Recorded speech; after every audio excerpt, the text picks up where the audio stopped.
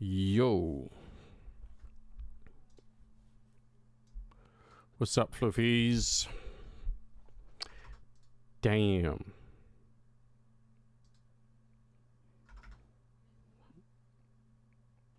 Good mood. Why not? Why not after all? There's no real Counter-Strike on today. Or at least nothing that will, live up to the last couple of days,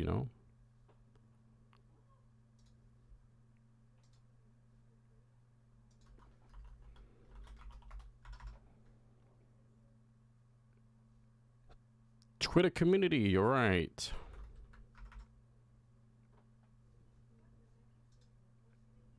I mean, I made one.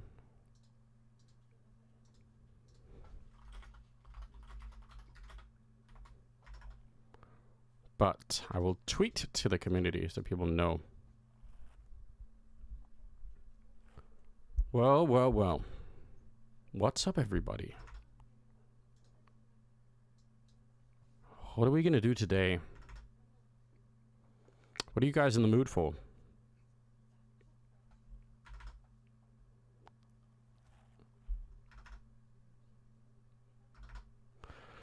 Chance to pull out the new AK? Damn, yeah, fluffies. It looks sick.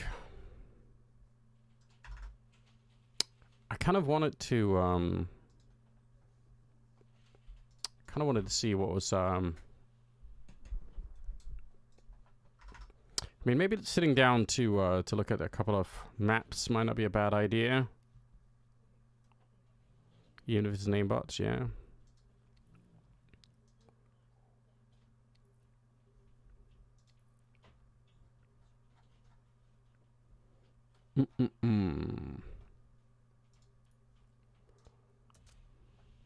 How are you guys doing though? How's everyone?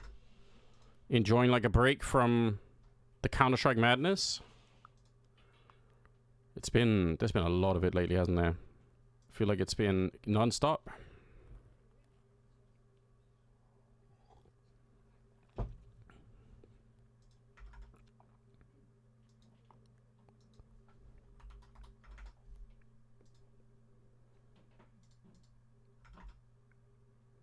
You managed to accidentally break a door frame with your foot. Damn, how's your foot? Never mind the door frame. Damn. That's crazy.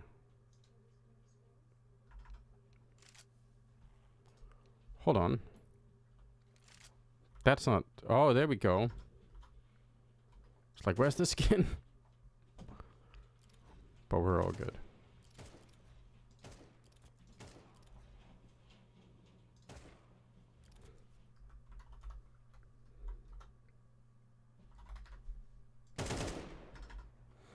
Hey, Major Tom, what's up? What's up, Barfoot? Is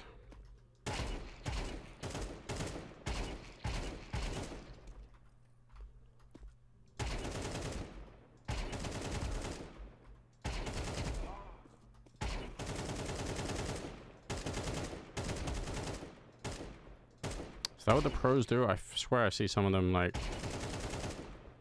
try to get like a tap and then into like a spray.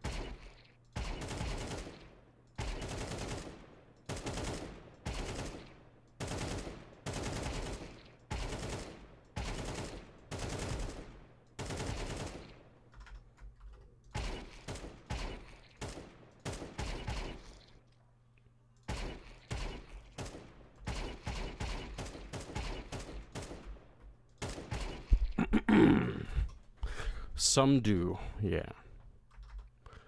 But look, I've got a new AK with an actual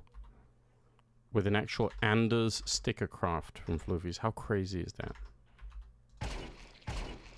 I didn't even know. I've never looked at like sticker crafting. I sort of faintly knew it was a thing, you know?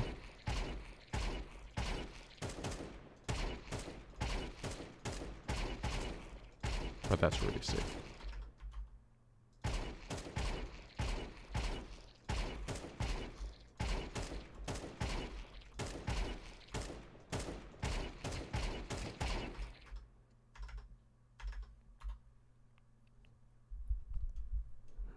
Yeah. I like it a lot. It's super sick. It's super sick.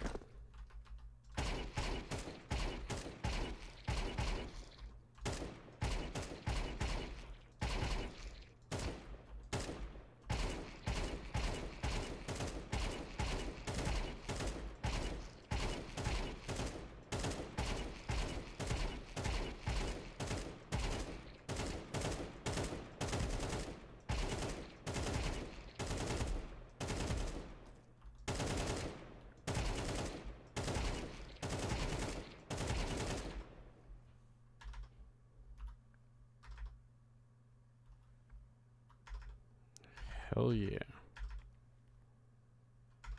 Oh, there's a website you could use? Jesus. Well, of course there is. That does make a lot of sense somehow. No, it looks pretty sick.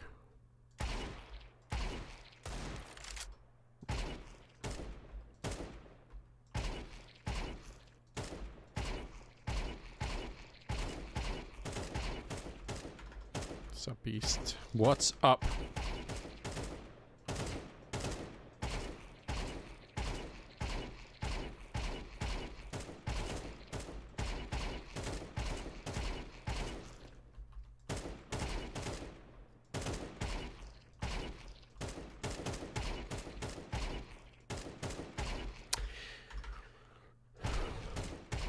We're having a playing CS. Well, we'll see how far we go. I feel like this is a good day to have like a really, you know, just a chilled out time, you know, nothing too crazy. Who is gonna win Katowice? Damn. Who is gonna win Katowice? Kind of a good question. I mean, I should probably just keep saying EF because... But I also feel like maybe it's a little bit crazy to pick them to win the major and, like... You know, I'm basically... If they peak now, it's like, are they also going to win the major? Maybe not, you know? So... Also, EF are playing Mongols first, and then... So they have like a little bit of a longer run anyway. Honestly, I think probably Navi if I had to take a shot in the dark.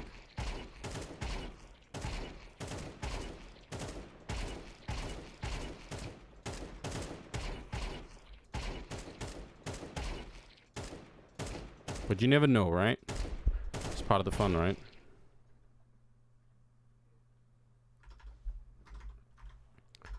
Who have you guys got for winning?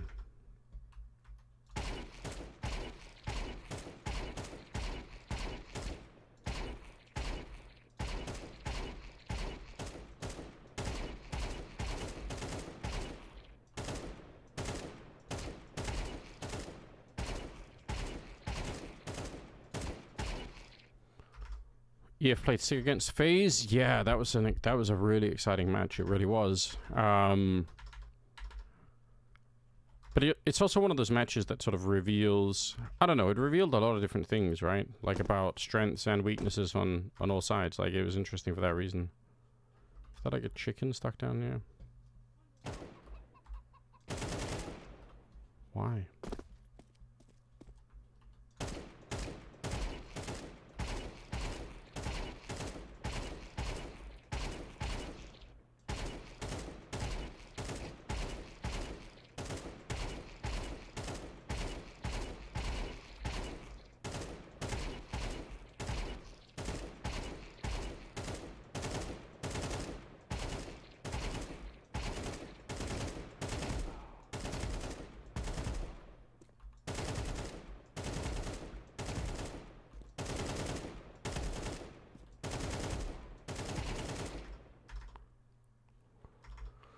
Yeah, a lot of people are saying Eternal Fire is essentially right now seem like the best Anubis team in the world, and that in itself is kind of a, you know, that in itself is impressive. Think about that.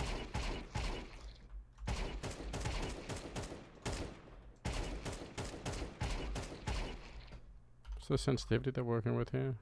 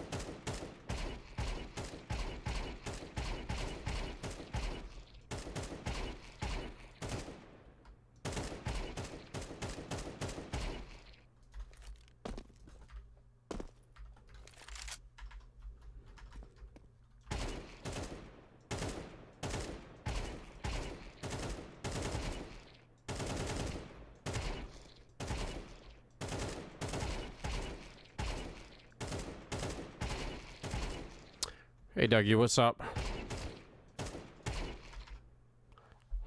I don't know. I've seen many lesser teams beat a better team on Anubis. Don't think them. Yeah, maybe. I don't know.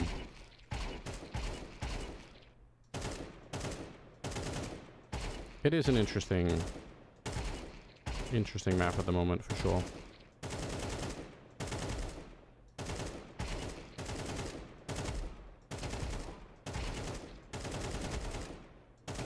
I feel like there are just some teams that just play the CT side so badly that they,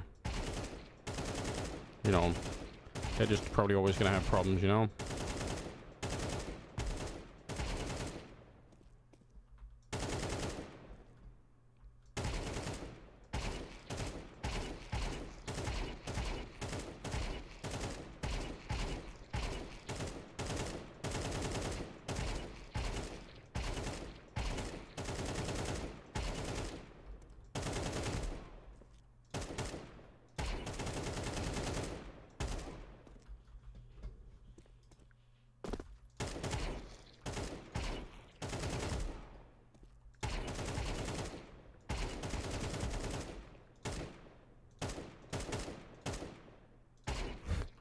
Alright, whatever.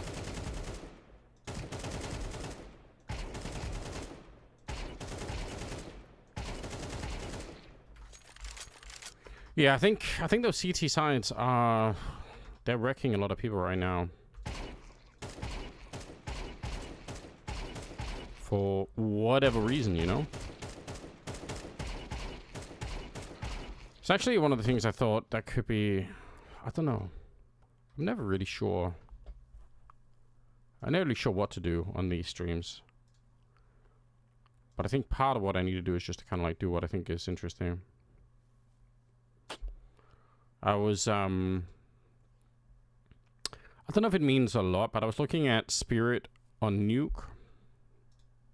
And it seems to me that, again, maybe it's not like a big deal, but whenever they throw this flashbang, right? It means that, like, there's somebody out here. Like, pretty much every time. What's up, Sneaky? Thank you. Nice. We've made Dougie part of the cult. Let's go.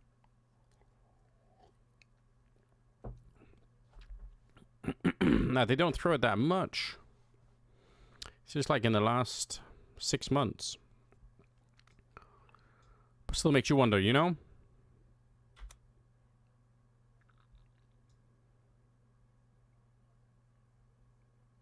Because in some of these rounds, it's pretty much early on. Right? Like, it's the same... more or less the same flashbang. This one. Makes you wonder if you could abuse that in some way.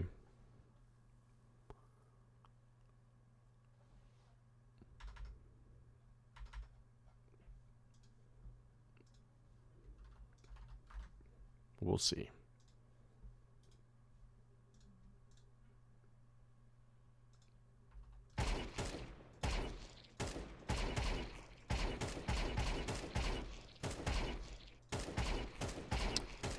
There's a big discussion happening on the Discord today about the VRS stuff.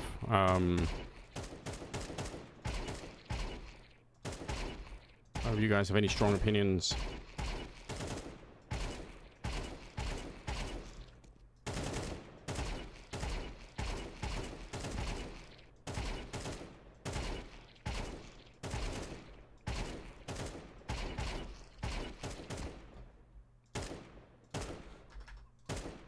I'm trying to figure out, like, has Valve ever stated what they want the VRS system to accomplish? Or did they just say we're changing? Does anyone remember? Can we find out?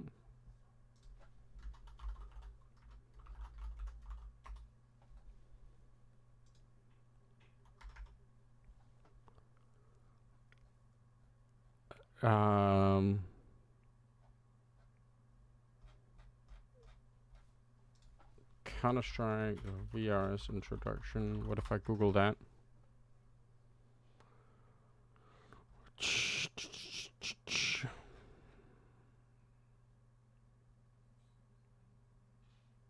Anyone know?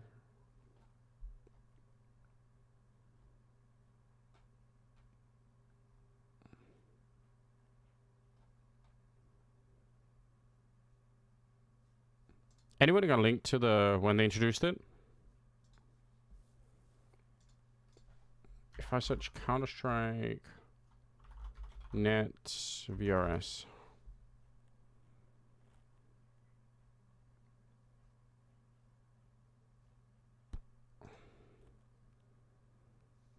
Is there like a... Okay, there's a news.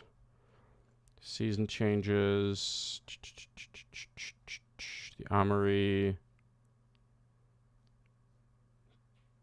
When was it?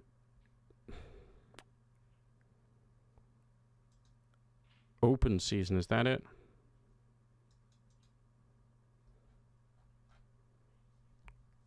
Okay. I'm looking at something that says it's from July 2024. Last year, we announced the broad strokes of the new rules for professional Counter-Strike events to take place in 2025. Today, we're filling in the details. Click here to see the terms that will be added to the tournament organizer's license agreement moving forward. Counter-Strike is at its best when teams compete on a level playing field. And these new rules are part of our commitment to the long-term health of Counter-Strike as a sport. Okay, so they do say why they're doing it. Our goal is to ensure that professional Counter-Strike remains an open sport, where teams are only limited by their ability. Whoops. Although we expect that there will be some rough edges and that as we transition to the new requirements, we're excited to see what the future brings. I am looking at this.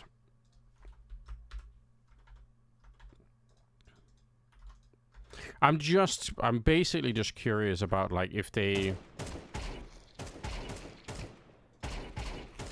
ever gave a reason for you know, like what's their motivation behind the system, right?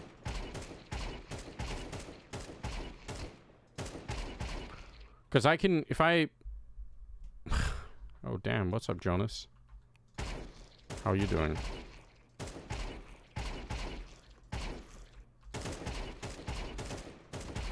I guess one big question is like, if we make a system of any kind in a tournament, I guess one assumption for a tournament is always going to be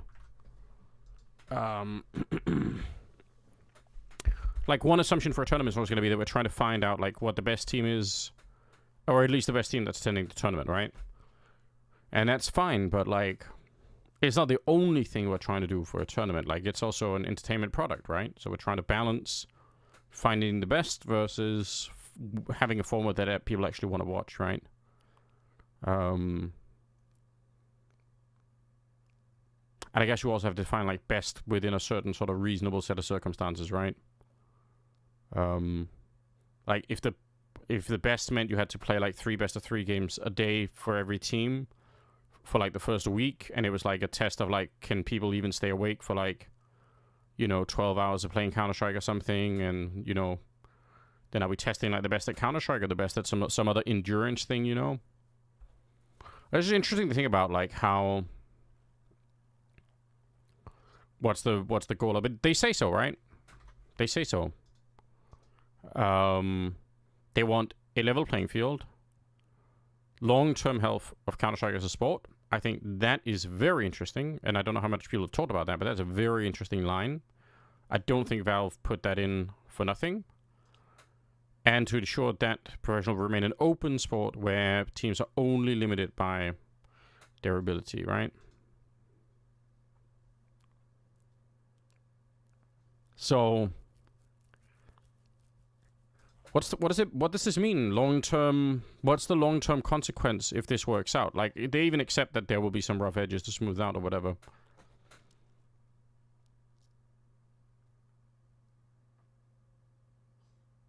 I don't even know enough about this VRS system. I feel like I need to Hold on. Maybe we can do this. Do you guys mind reading? Can we read?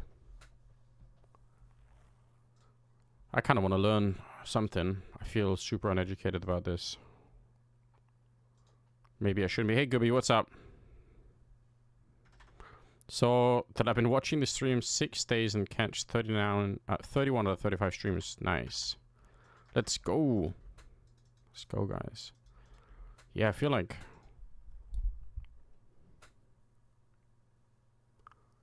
PMS, no. But also welcome to the stream. I don't produce music. It'd be sick if I did, though. That would be cool. But I can play a little bit of keyboard. Tintol. It wasn't really my goal to try and to test the maps today. But, I mean, I'm going to find a way to do it at some point. But yeah, I'm not a music producer. I'm just someone who, you know, is trying to learn how to play the piano. But it's something that we want to do on the stream. Is try to learn the piano and maybe learn how to read as well. Hold on. I'm just going to turn this down a little bit. And let's try and read. Shout out to strafe.com, I suppose. What's up, Cisco? I'm trying to see if I can form my own opinion about this VRS system so I'm not just copying everybody else's opinions. What is VRS? A deeper look into Valve Regional Standing. The Valve Regional Standing is the ranking system developed by Valve Corporation to evaluate and rank professional Counter-Strike 2 teams. Introduced in 2024, the VRS has already become an important component in determining team invitations for major tournaments and Counter-Strike 2 events overall. Yeah, keyboard cat. True. In this article, we will dig deeper into the intricacies of the VRS, exploring its methodology, impact on the professional scene, and implication for teams and tournament organizers. The VRS is designed to provide an objective and data-driven approach to ranking Counter-Strike 2 teams. Unlike previous ranking systems, the VRS incorporates a wide range of factors to create a more holistic representation of a team's performance and potential. The system is updated monthly, ensuring that rankings remain current and reflective of recent team performances. Okay, that makes sense. At its core, the VRS utilizes an ELO-based algorithm similar to those used in chess rankings. However, Valve has significantly expanded upon this foundation to create a more nuanced and comprehensive system tailored to the unique dynamics of professional Counter-Strike competition. Key VRS metrics. Bounty offered. This metric represents the prize money earned by a team, scaled relative to the top 5 earning rosters. It serves as an indicator of a team's success in high-stakes tournaments. Okay. So bounty offered versus... Okay. This factor, so bounty collected. This factor considers the prize money of teams that have been defeated by the roster in question. It rewards teams for betting on strong opponents and provide context for their victories.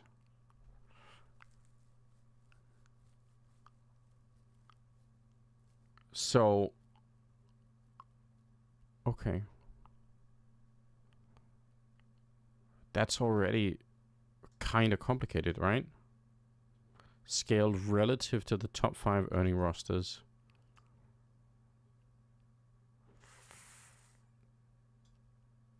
How does that mean if we... So, if the top 5 earn a hell of a lot more. What's up, no rank? It's become a learning cult today. Anyway, opponent network. This metric looks at the distinct number of rosters beaten by teams that the ranked team has subsequently defeated.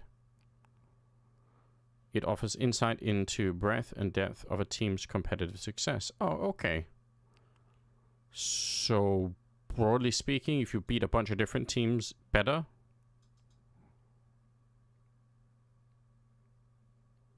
I guess. Land factor. A binary modifier that gives additional weight to victories achieved in land environments. Yeah, that's fine. That makes sense.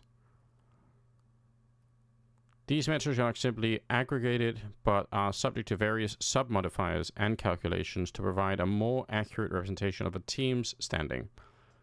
One of the most significant sub-modifiers is age weight, which aggressively degrades older results to ensure that the ranking prioritizes recent performances. For example, as of October 30th, 2024, Team Spirit $200,000 winnings from last spring finals in London were worth adjusted to, about a quarter of that. In the VRS calculations due to time-based degradation. Guess that makes sense. The system also incorporates an event weight modifier, which assigns greater importance to the prestigious events. Event weight. Okay. This ensures that performances in major events carry more weight. I guess that also probably makes a lot of sense. Eternal Fire. Okay. VRS calculation process. The VRS process is complex and multi-layer. Begins with establishing a starting rank value for each team, which is derived from factors such as prize money won and number of defeated teams. These initial values are then scaled between 1 and 0, with the fifth highest team in each category setting the benchmark for the maximum weight, for the maximum value. Okay, that makes sense. Following this initial seeding, the system calculates what Valve terms as bounties and networks. These values determined by summing up and averaging the scaled values of opponents that a team has defeated. Importantly, only the top 10 highest yielding opponents are considered in this calculation, preventing teams from artificially inflating their ranking by defeating a large number of weak opponents. Okay. So you can't just make your network look really huge by wrecking like a whole bunch of... Okay. The final step in the ranking process involves running all matches through an ELO algorithm. This step is crucial as it allows the direct comparison between teams and adjusted rankings based on head-to-head results. Valve's implementation of this algorithm is unique in that it heavily weights recent matches, meaning that a team's most recent performance is giving disproportionate impact to their ranking. Hold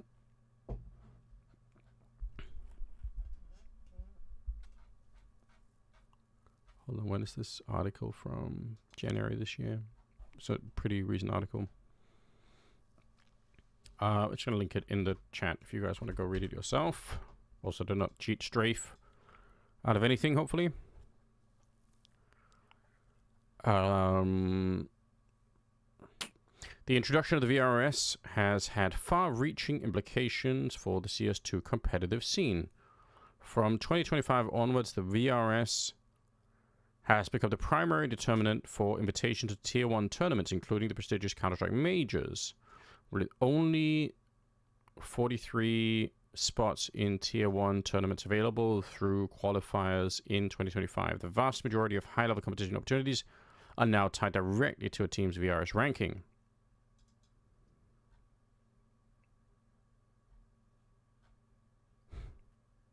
Wait, so when people say that a player has some VRS points, what does that mean? Does that just mean if the team makes 50 VRS points, each player on the team has 50? Or do they each have 10? Like, how does that work?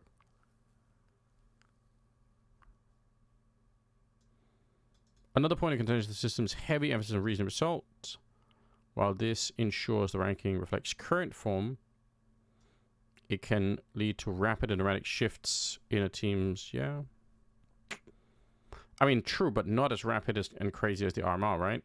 Like, which test you on, like, that day or that weekend or whatever that week. So, the system's complexity has also been a source of criticism. In the intricate calculations, numerous factors involved make it challenging for teams and fans to fully understand or predict the ranking changes. That probably is a problem, or it could be. I don't know. I feel like this told me some of what I wanted to know, but not everything. Is there somewhere else we can look? Anyone know?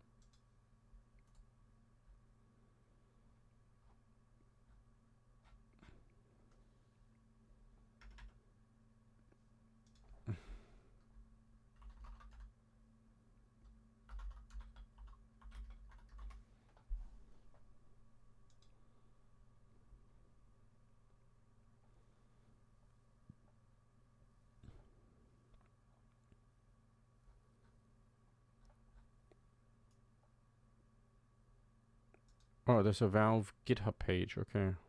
It's too much for me.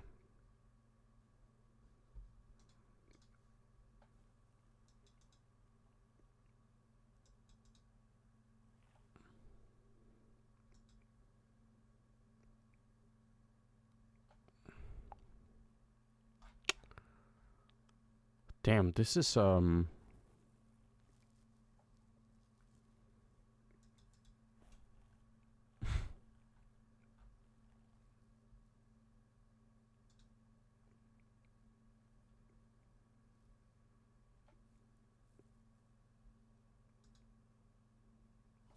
on.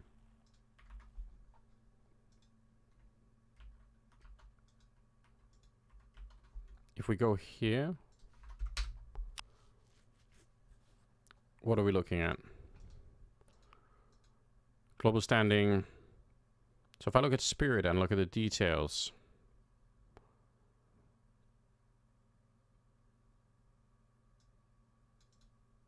right? Final rank.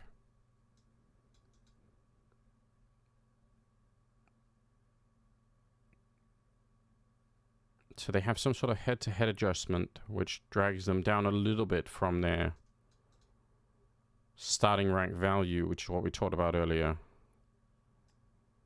And that starting rank value was based on like who else they played in the top 5 or 10, I can't remember.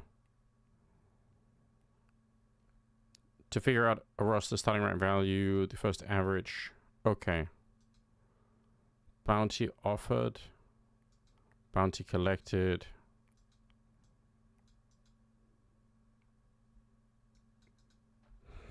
Damn, this is... We need a mathematician, you know? Too much math? Yeah, I agree. Where's Lossy? We need him.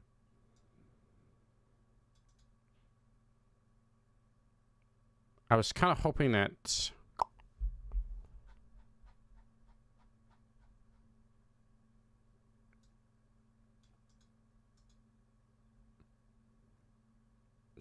the curve functions, okay. Should have stayed in school. I'm trying to figure out... How do we know how a player maintains... Because this just references the team, right? Yeah, I'll link it. How do we know... How do we know how much of this is inherited by...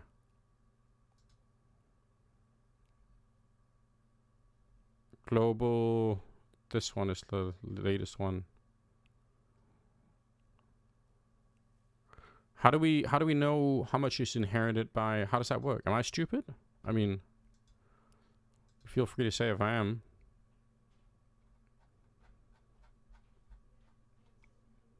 They must have specified this somewhere, right? Like...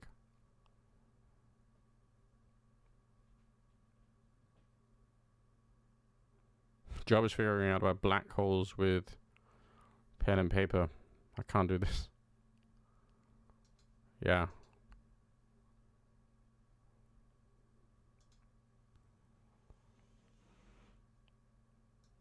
So if we look at the Mongols, the reason why they are doing so well is because they have wins against G2 and presumably who else?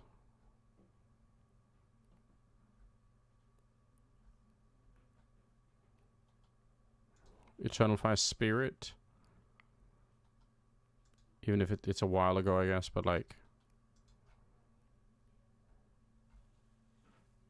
Damn, this is, I mean, obviously immensely complicated in terms of like, if you had to run through to figure out like, does this make sense? But I guess like, you've given up. I guess that's where Lossy's coming into it and saying like, we have the R value, which is like the, you know, what we're ultimately worried about. So I guess that's how Valve feel confident that this math, it makes sense, which I guess is fair. Fair enough. Who am I to question? I don't even understand it. I'm just so curious about what it means for the individual players, but maybe somebody smarter than me will have to come figure that out. Damn.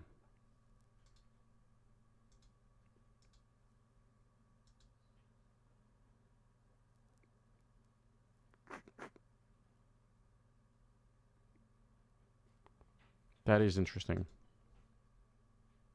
Spoglass, no map core. I don't know. Like I think we are. We're waiting for the cutoff date, aren't we? The 9th. Hold on, let me see.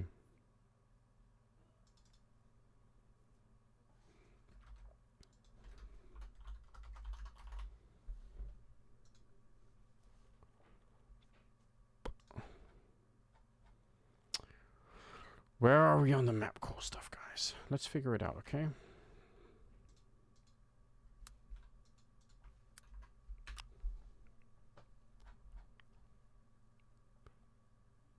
Boom, boom.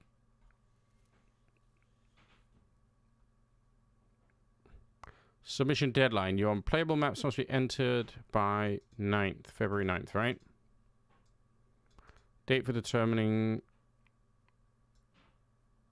Yeah, so between the 9th and the 23rd is when the 10 maps are going to proceed to the final stage, right? So I'm guessing after the 9th is when it'll make sense to go back. Am I wrong in that?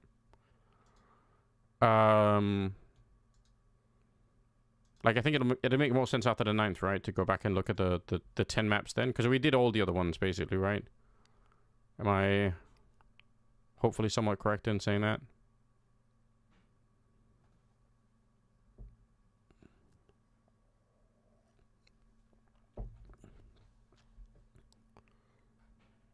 Yeah, I think it would be... I mean, it was great fun last time. I really enjoyed it.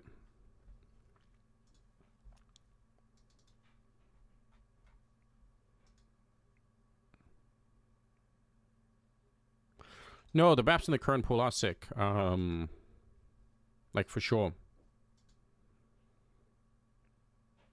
It's just really... It's really hard.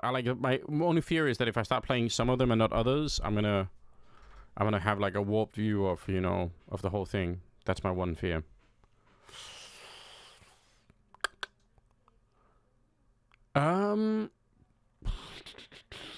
Is there some way to... Would we want to try and do this pistol rounds only for T-side?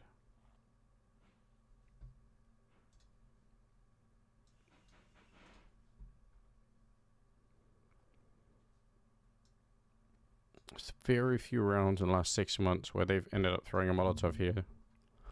Do those rounds have anything in common? Doubt it. But... unless we check. Pretending like it's a bit of a delayed attack.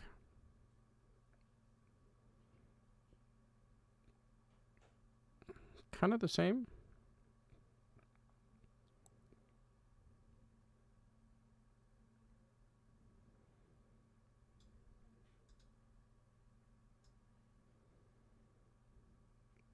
That's fun. Oh, okay. What's the next CS event you will be covering? I'm going to be casting some, I think some CS this weekend. And then obviously there's going to be some, there's going to be a lot more online Counter-Strike. And then I will see after that. We will see. This makes us ask a new question, right? What if we're just looking at HE grenades to this door in pistol rounds?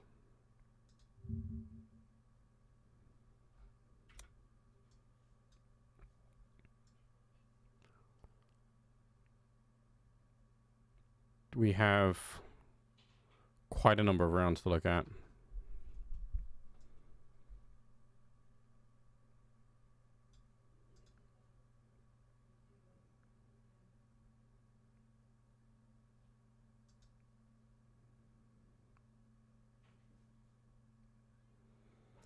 Okay, so wait. This round of door blows at 47.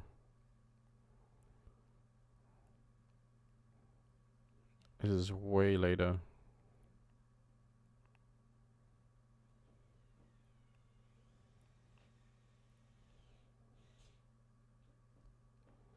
Okay.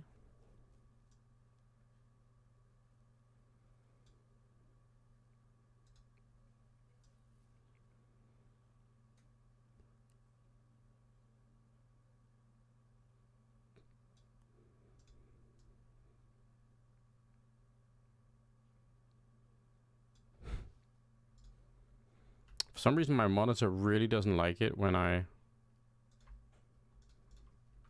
tap out of Counter-Strike in the background. Like, it gets really mad about that, which is weird. I guess it's like a refresh kind of thing. It's trying to balance it all out.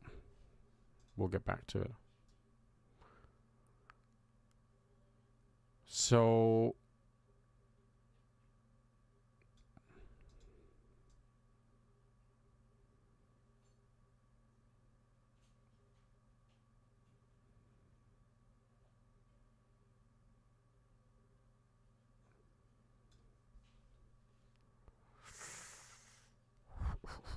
can we determine that? Can we get closer to knowing this?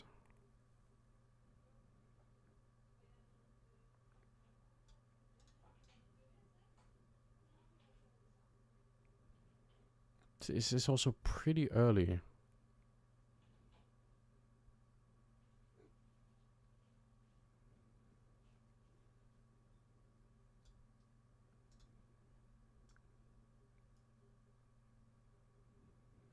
$47.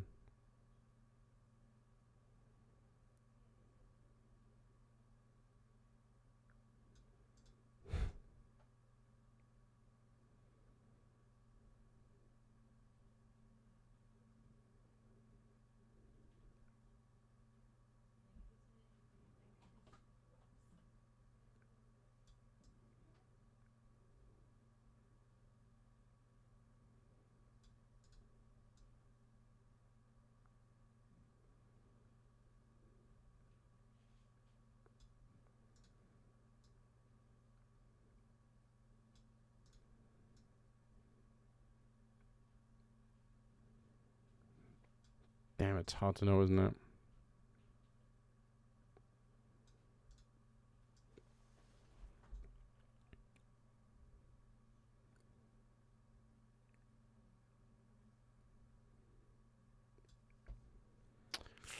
Okay, what happens if we just go back and do Spirit, Nuke, T-Side, Pistol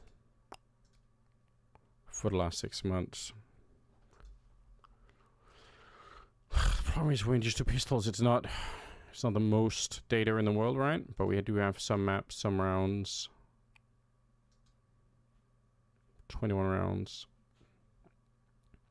It's a lot of B from ramp. Map control is ramp control.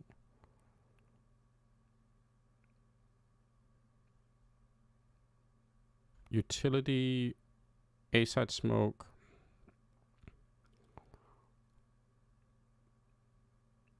Door lurk smoke.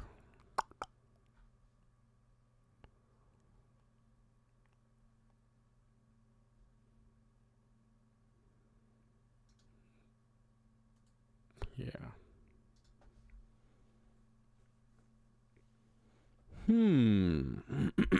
Very interesting.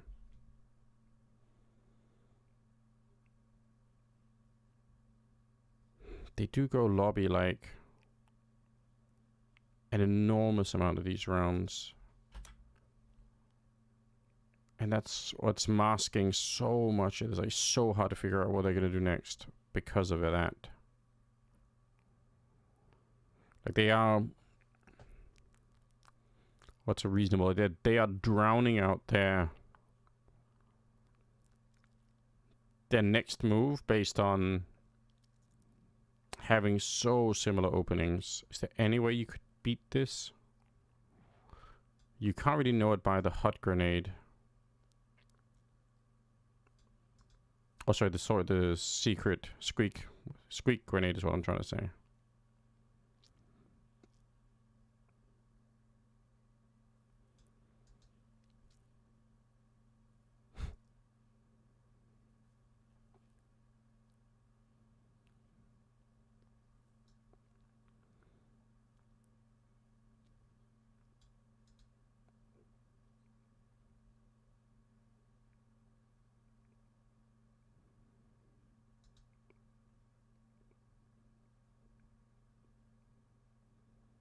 That's probably pretty suspicious.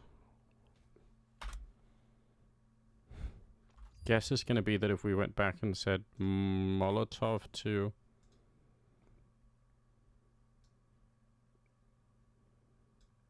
Wait. Hello? Pistol rounds, T-side nuke. Molotov, yeah?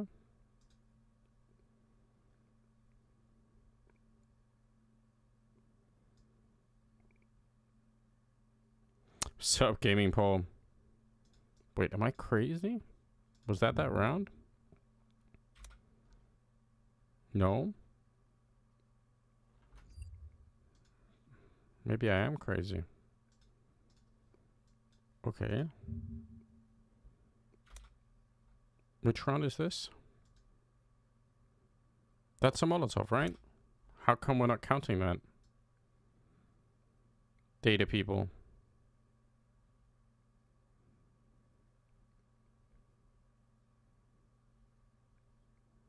Fine. What if I do it a different way? I say I want to use throw position. Oh, maybe it's just like an update thing. Hold on. How are you doing, Gaming Paul?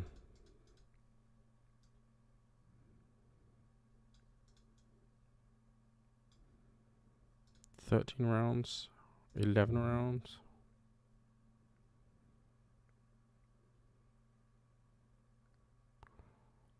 Start doing demo shots for you with the playoffs, yeah.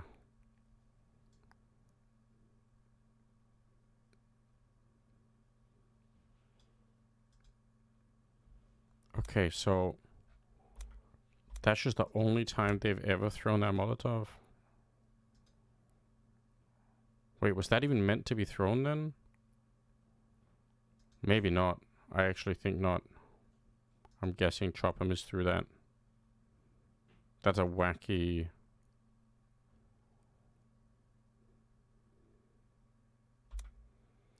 Could be better. Steam has encountered a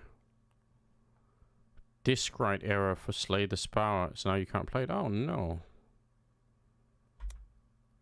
Doesn't change the fact. Oh shit. That's frustrating.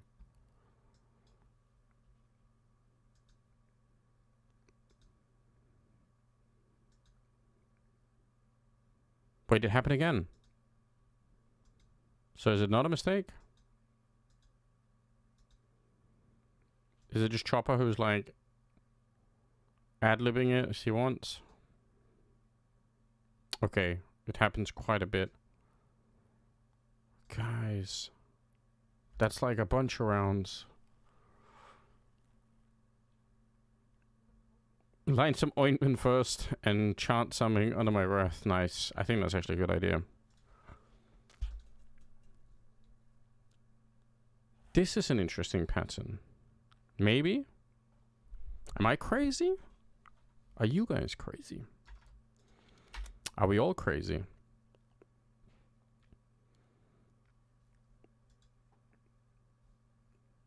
Okay. How many rounds are we looking? We're looking at 11 rounds. Called the calls are crazy, yeah. True. Okay, 11 rounds. Here's a round where they throw the Molotov here. I mean, it goes down. I'm not convinced there's a difference here. Am I slandering Chopper? Maybe we have to find this demo and look. Nothing crazy about being a cult member. It's like a bit of extended family, true.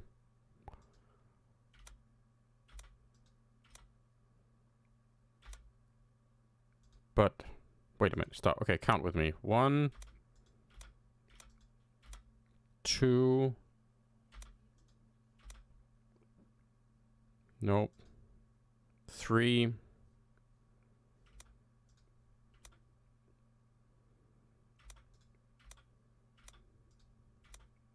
4.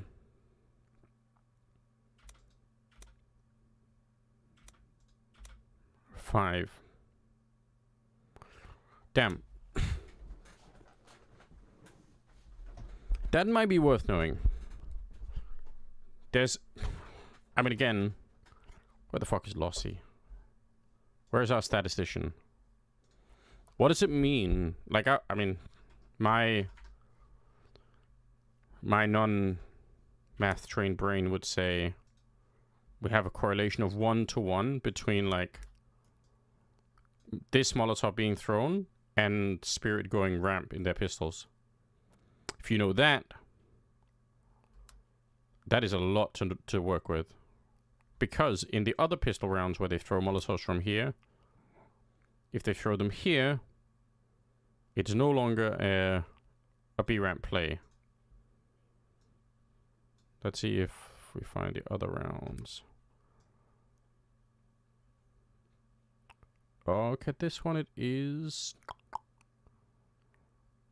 That just means we don't know about this grenade, but we still know about the other one, I'm pretty sure.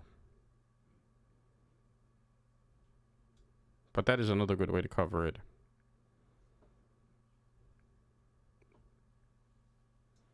Has anything else happened at this point in the round? No. So in theory, if Blamef and Crims and Bermilov knew this, they could tell Fear. Now he's going to find out anyway because you get shot right in the face, more or less, but...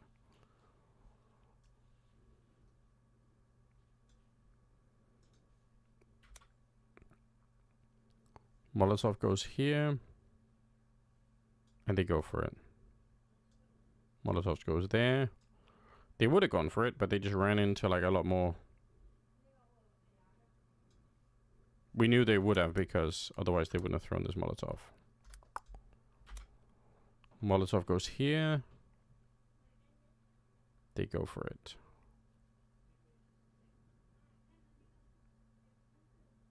And I wonder now. This is where it's easy to fuck up and make like a bunch of assumptions that I guess we can't prove. But it makes you wonder if 3D Max here knew how often this Molotov is also associated with an A push.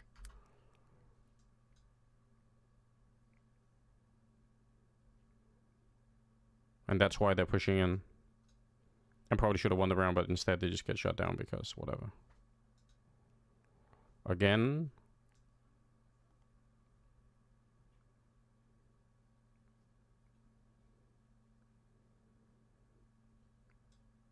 I think that's quite interesting.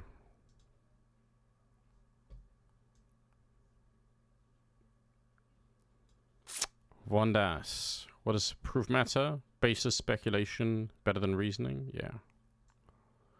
Welcome to 2025. And the last 10 years before that too, but yeah.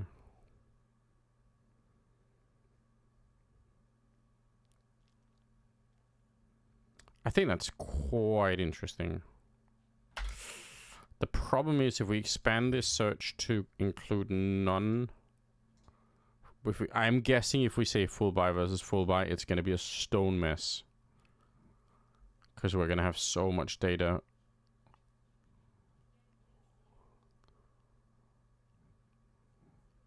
I guess I would have to try to say...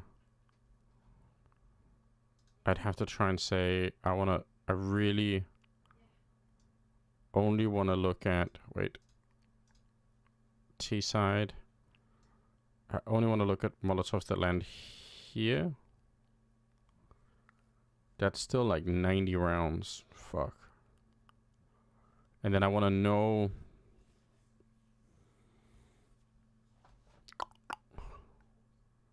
want to know that any spirit players step into this. So that's like way less than the 90. But now we found all around where they throw that and they go.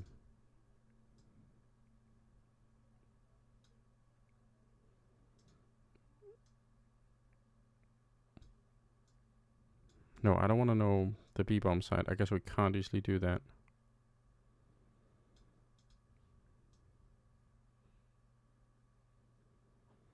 Hey, Jester, what's up? Damn, this is...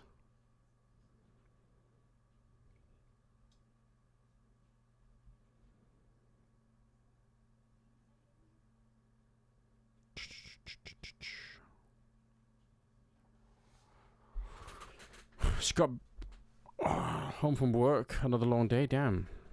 What do you do, Jester? What kind of work are we talking about?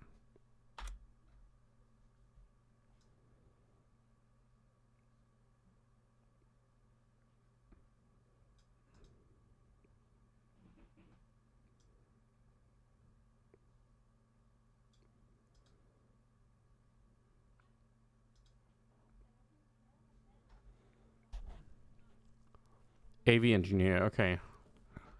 Build cinema rooms for rich people, footballers, and rich footballers. Damn, that sounds... That actually sounds kind of sick.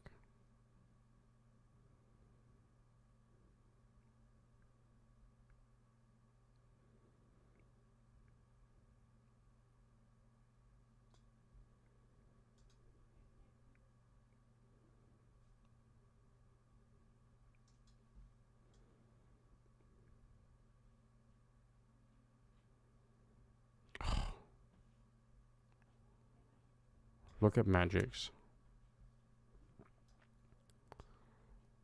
I don't know who that is, but that's, I mean, still, that just sounds like a good, gig, you know?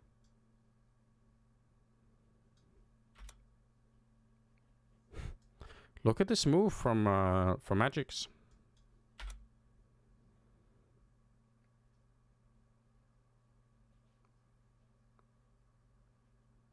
That is such a hard sell.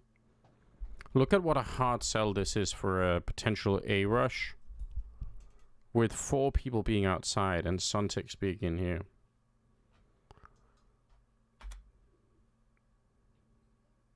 I'm actually so curious about this round, like.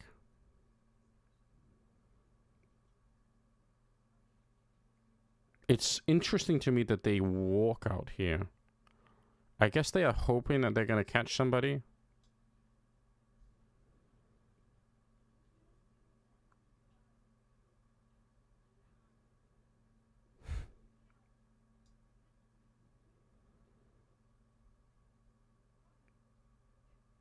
That is very curious to me. I kind of... I'm trusting you guys to tell me if you guys are getting sick of this, okay? I don't know if I'm the only person that thinks this is fun.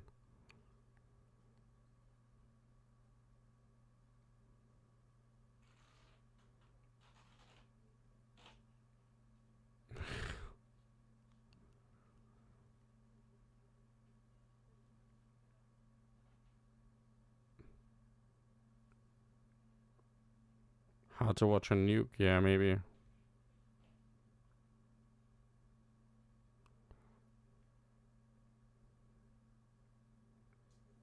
I'm just trying to, like... I'm trying to figure out... I'm basically trying to do the work of, like, a Counter-Strike analyst, which... is a lot harder because I don't have the direct input from players that I'm pretty sure, like, an analyst would have, like, where, like, a player would say, hey, I think I noticed something, can you go check this out in the data? Which gives you, like, a place to look, which is... part of the problem is that, like, I don't necessarily know where to look. So I just have to try and make up my own thing, basically.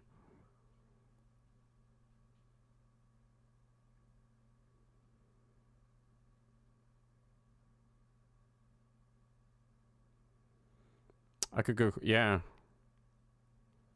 Let's go, Jester. Go. Start now. Yeah, I mean, I know a ton of pro players, and I know some analysts too, so, I mean, like, it's not like I could probably... Right now, I'm just really fascinated at, like...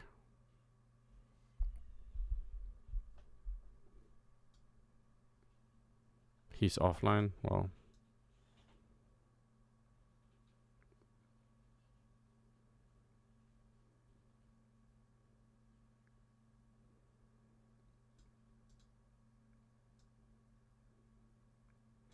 I think this particular round... Like, this execute here, or... It doesn't even have to be, that's the beauty of it. It doesn't really have to be an execute, right? But they do the same thing again in this round, where, like...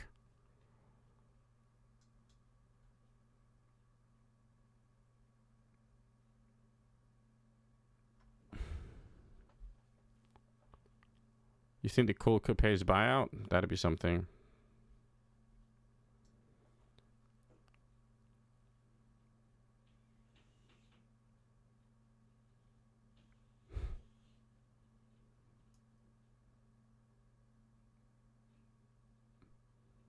There's so much fishing for reactions, right? Like, this round. Let's just try and go through it, like, almost frame by frame. This is a lot of aggression. And obviously, sure, it's going to bait out some utility from the CT side. But, I mean, in fairness, it's not even that much. Like... It's just a standard, like, Molotov HE to hut, you know? Probably pretty normal. So, like, already now... Feels like Navi are like, okay. But then, they're very, very clearly watching for... Like, Donk is out here watching. Nearly gets flashed and killed. Fair play. And they're obviously watching the secret stairs.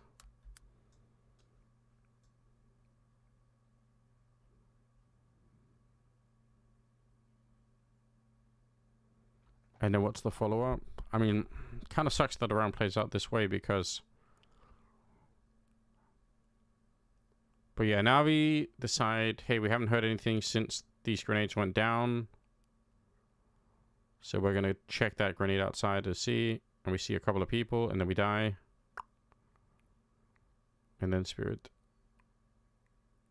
Presumably once they get these kills, it's like, this whatever the plan is like, they've made a new plan at this point.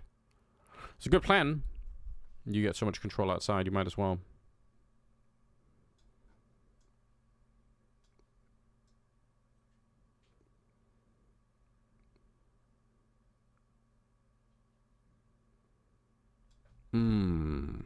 But then in this round, it's a similar kind of jump.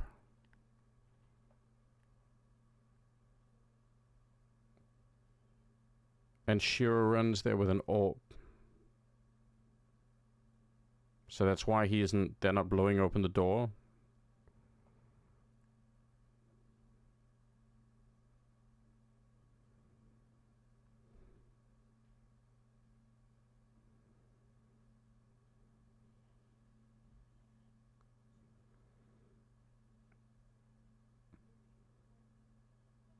And Suntix throws an HE to blow open the smoke, hoping... Damn.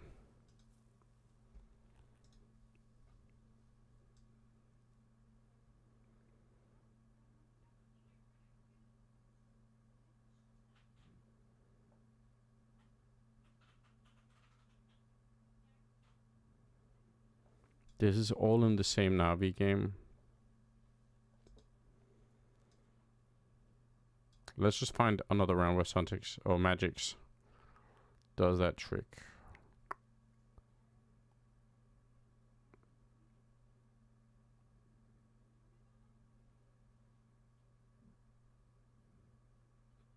See, this is like this is a very interesting round actually. I would think that when this combination of grenades goes down, Woxic throws this HE because he basically wants to find out, like, is anybody already sneaking past here? If he sees that, then he knows that, like, there's really no imminent A attack happening in that sense, or he can be fairly sure. Right? But what's really interesting is that he does that, right? Like, as soon as the grenade starts to land, like the Molotov, he's like, oh, I'm throwing it to check. Doesn't see anybody. But maybe because the smokes are going down, they still are not sure. They're like, oh, we don't know for sure, so they... Like, Centaurus is out here, Boxic and Joshua back here, messing around.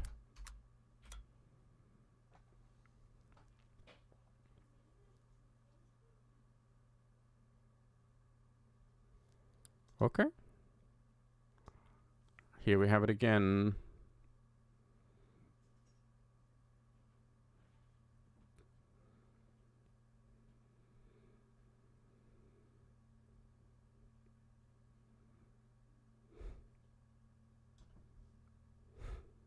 Wait, who just went live? Damn, the endpoint news is sad. That is making me sad. Okay, so this round we have...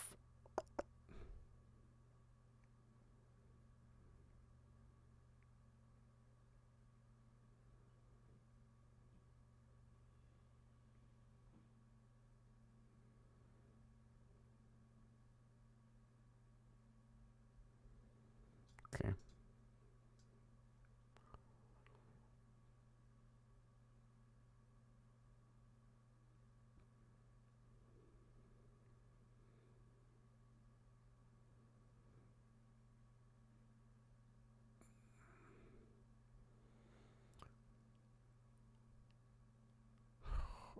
Wait, what's the...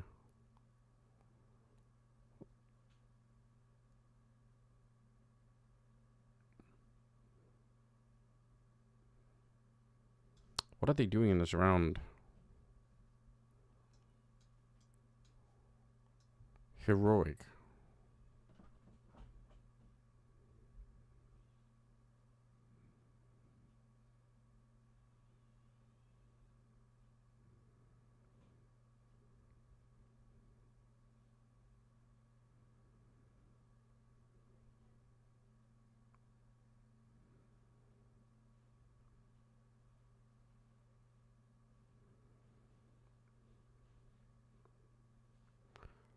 It kind of works. It's just very interesting to see them that far back.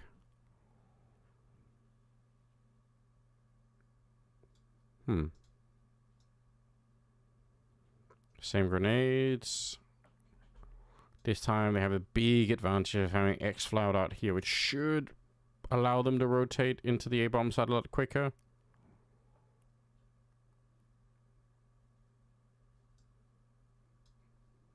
Which maybe given 5 more seconds they would have, but we'll never know.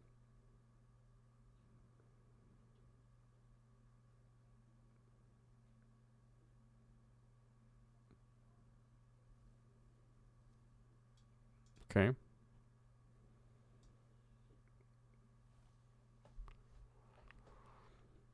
I feel like Heroic are, at least in this round, or in the rounds we've seen here,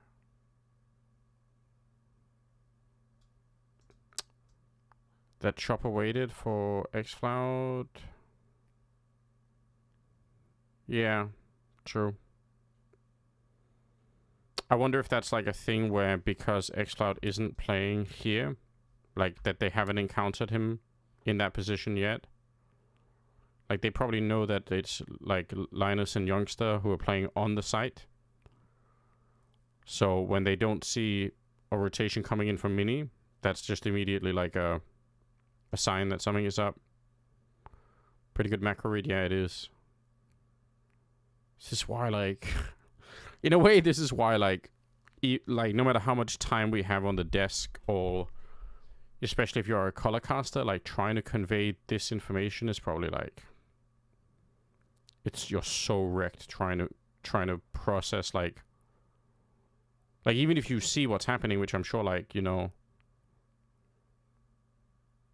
you could, but like, even if you know, it's like, how do you convey to an audience what's happening, you know? It's just very, very hard to do. So in this round, we have the same kind of grenades. Shiro, not really doing too much here. Chopper with the 3 smoke execute himself. So pretty hard sell, you know? And that's happening like...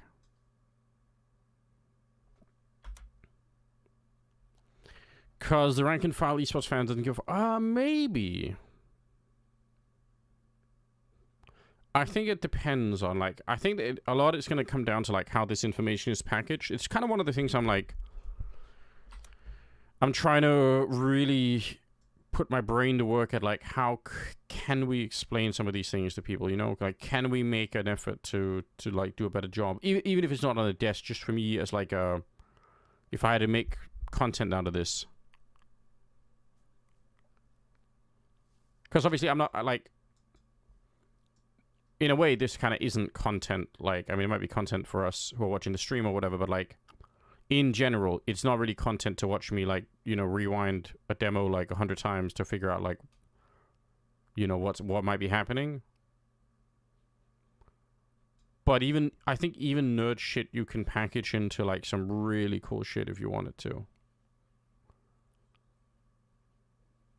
Like, I think you can do it. It's just about, like... Oh, here's that same round from earlier. Except this time they even pull away Sontex, but it's the same...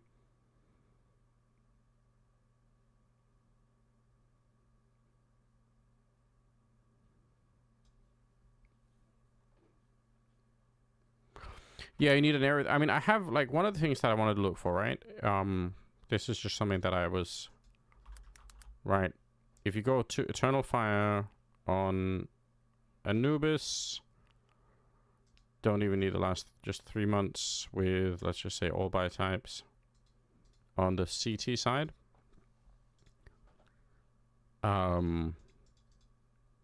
This smoke for Eternal Fire. Hold on, let me just load in all the rounds.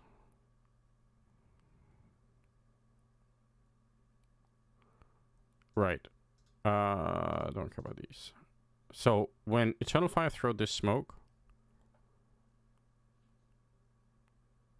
is there anything to denote when a player is walking, crouching versus running? I think we have speed also as like a thing. So I know we do to some extent, but yeah, I mean we definitely know in the demo, right? But like when Eternal Fire throw this smoke, they very, very often have like 3 people at the B-bomb site. 3, 3, 3, 2, 3, 3, 3, 1, but 3. Now,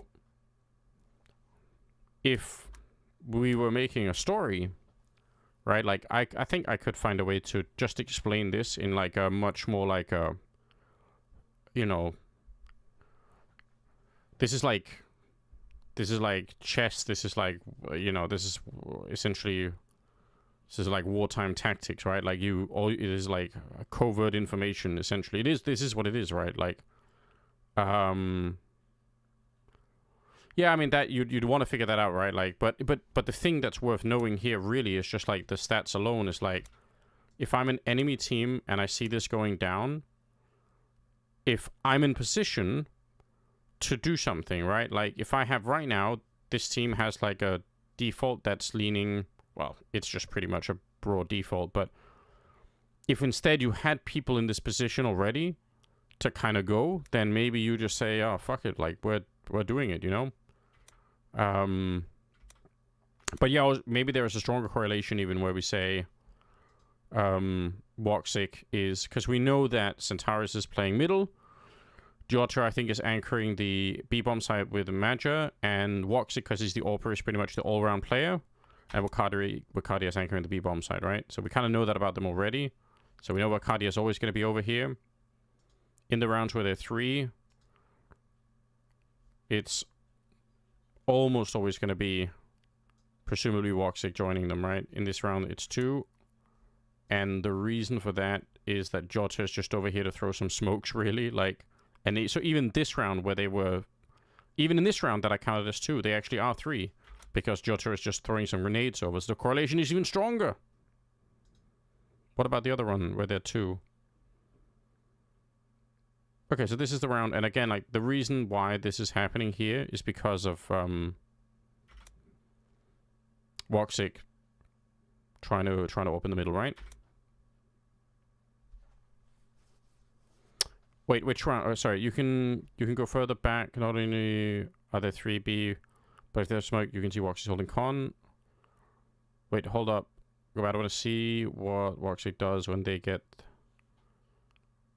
the smoke con out. Yeah, we can do that. Let's look at it. So in this first round, when they do it, he is in the middle, holding this line. Right? That also makes sense because this smoke is a challenge to information about what's happening in the river for the CT side. So one way that the Ts can beat that is actually by trying to take control of the bridge and then potentially sort of like, you know, make a jump down or whatever, right? So it makes sense why they would want to take this fight regardless of anything else. Just because they are almost pushing the Ts into that by throwing the smoke, yeah? But anyway, that's what he's doing there. Next round, he's over here. He's going to get smoked off, which is annoying, but that's not a problem because they'll blow open the smoke, right? So that's probably another protocol, would be my guess. And in this round, Woxic is here. Again, he's probably going to want to try and AWP. Gets denied. Major had an HE, but well, for whatever reason, they're not interested. But then Jota comes back. Woxic again. AWPing. Yep. So in my opinion, like, I think you could easily... Again, especially because right now Eternal Fire are the best team on Anubis, right? Damn. Dennis, what's up? Hey. Hello, Anders. Greetings from Sweden. I just want to say, did you miss a contract for me? All the best memories from my golden ages all involve you. Thank you so much, man. I appreciate that. Thank you. That's super nice to hear. Hopefully we can make some more memories in the future, you know? I'm doing some more streaming and some more content. So any support I can get for that is super appreciated.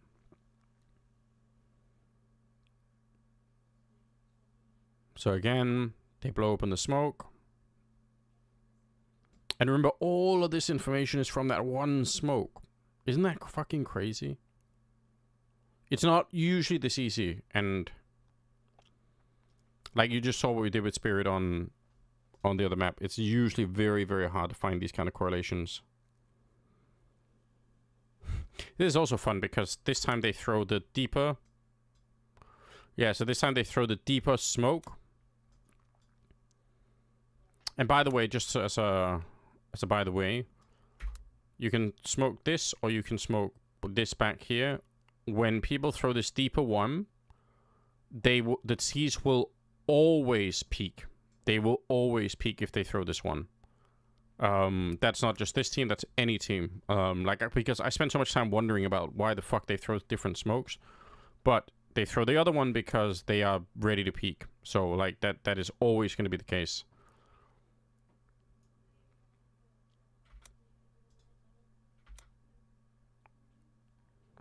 But yeah, man, Dennis, that's super nice to hear. Did they throw a flash there? They didn't this time, but normally I would say that's what I see that they do. Like, they throw... Sometimes teams will set up a player over here, and this player will throw a flash into the middle here. Yeah, dry peeking, yeah. So very often people flash this direction instead. I agree, like, what our young Swedish friends are doing here is a bit crazy, but you know what? God bless, you know. So this is one of the few times where... Actually, I wonder if you could know this anyway. I wonder if you could know that if they smoke this and an HE gets thrown, it has to be Woxic doing it, because logically it could never be Wicardia doing it. Because Wicardia has to hold this position if he's alone. Right? Like, he can't spend time throwing this grenade. So... It kind of makes you wonder how much you could know about all of this shit. Holy shit. Anyway, I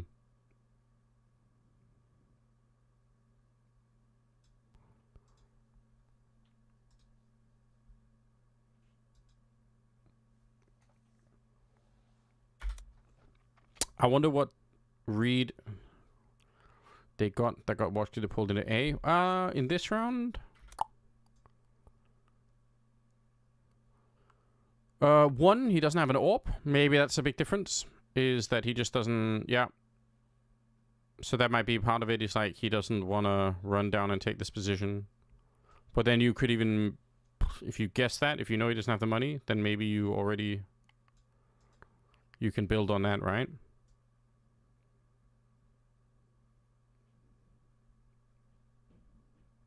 So this is against Spirit, and you could see Spirit are so cautious, right? Like the smoke, basically. Then you can extrapolate it, yeah. Yeah, you probably can. I don't know why, but Denmark produced so many casters and broadcast talent. Can't really think of any Swedes that on that level.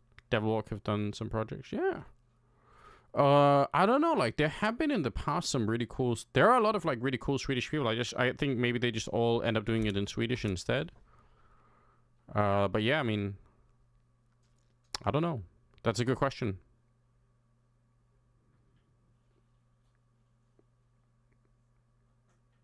Too introvert? Yeah. Listen, I myself am a little bit of an introvert, to be honest.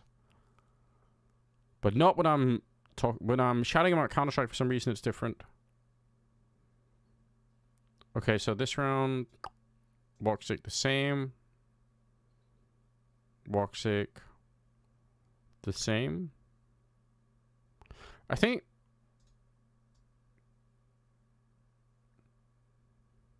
this round is super wickedly different. Can we figure out why? Like, honestly, this is just me purely mind reading. I think this round is this round is made for assuming that Vitality would have been watching all the other rounds that we just watched. Like, that's my guess. Is that they throw this to because they know people are watching. Oh, hold on. We managed to speed this up. So that it's also wild to see that they just. But Apex knows what could be coming, right?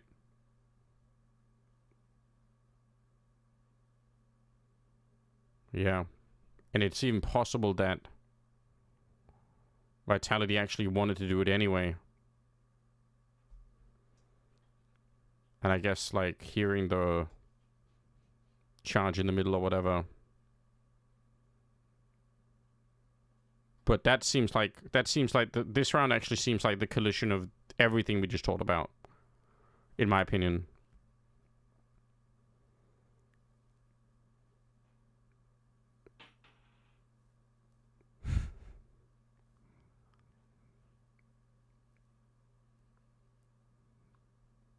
And actually what Vitality do makes so much sense.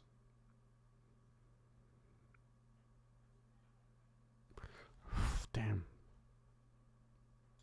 If we assumed that there really had been 3 people here, and like Centaurus here and Wacardia here, like this smoke would indicate.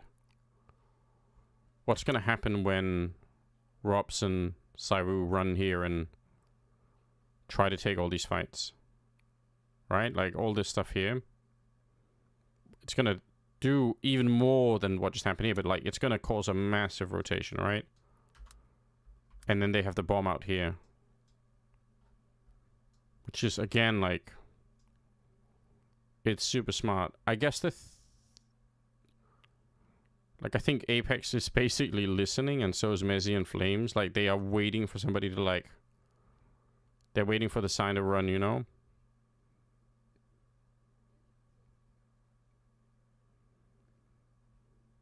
Damn. Here we are again. Woxic. Gonna get smoked off. Imagine not able to blow it open because he got distracted. that makes you wonder if Messi's pushing because he... Oh my god. Is that possible? Am I reading too much into this? Is Messi pushing this because...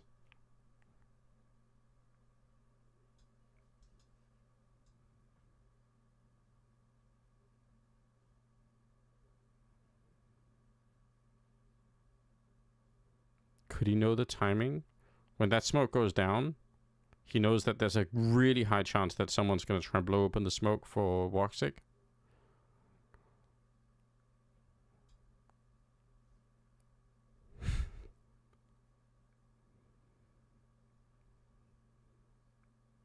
How much can we know? It's so wild.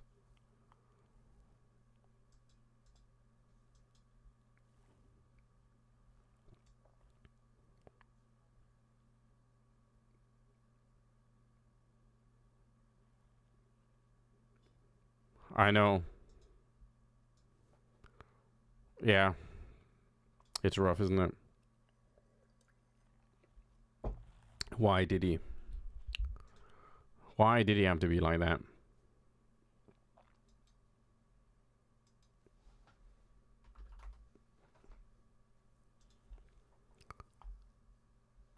I mean, I honestly think you could build a pretty...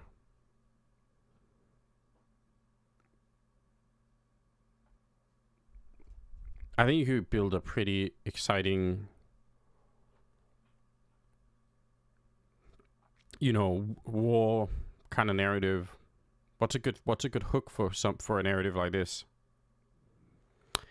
Like, you don't want to do something like the... What's like a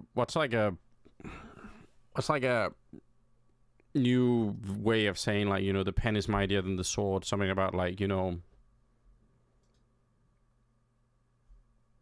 something about data being more mightier than the rifle or whatever.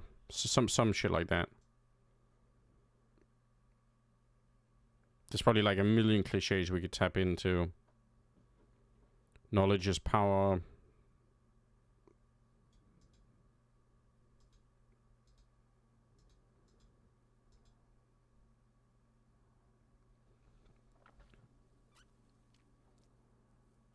Yeah, but this just this particular smoke is so proving that Donk isn't just, yeah. It's a shame Messi's from Birmingham. Can't rate him after I found that out.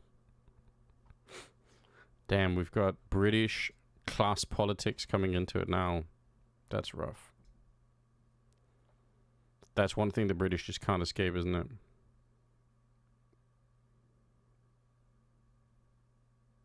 Wait, this is round number 19, so like...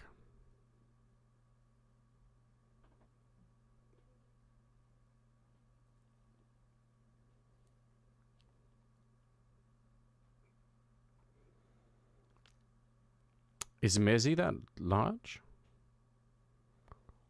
I had no idea.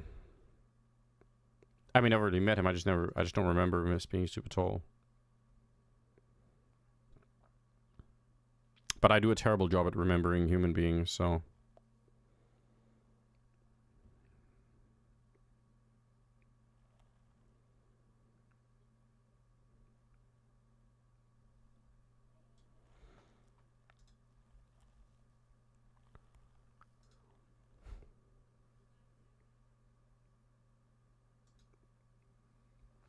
Damn, what the fuck?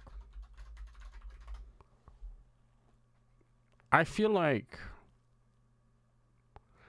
this is a significantly interesting correlation that you could probably write like a pretty fun script to sort of say, hey, you know,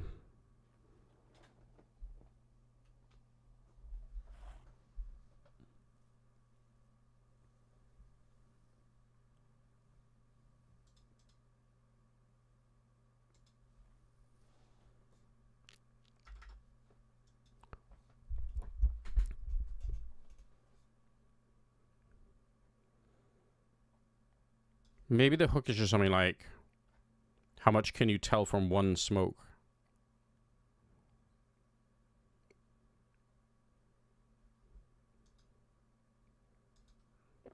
Oh, here's something else to think about.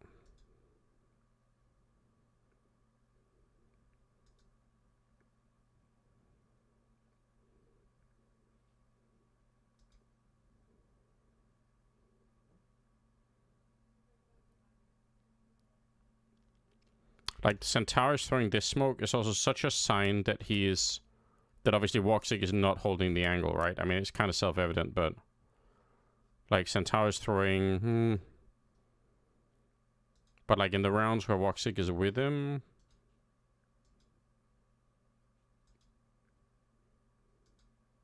Right, like...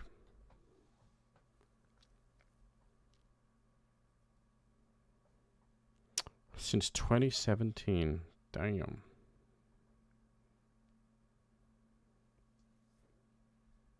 Damn, Wonders.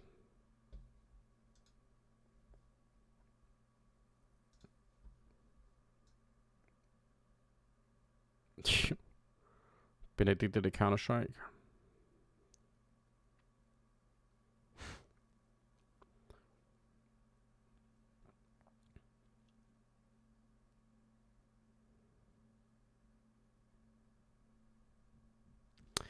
There's a period where I heard Anderson sound more than my own voice. Yeah. We did end up casting a bit of Counter-Strike, didn't we? I think this is I actually think this could be really fun to do as a content piece and just say like, damn, sneaky. Recruiting Vardis into the cult. Let's go. We even have a cult community now on X.com. Anders, I don't have the strength for German anymore. I hate it. I'm big as a school. Well, listen, just find a way to get through it. You know, there's got to be a way. Can't AI solve the problem? Isn't that what the whole point is, to cheat at school?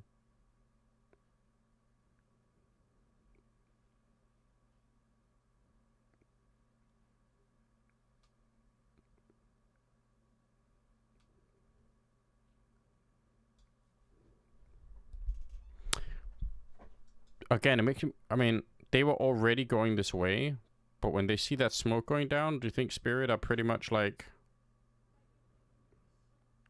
Like, if I saw the smoke and the grenade blah blah blah combination here, I'd say, fuck it, like, they're probably...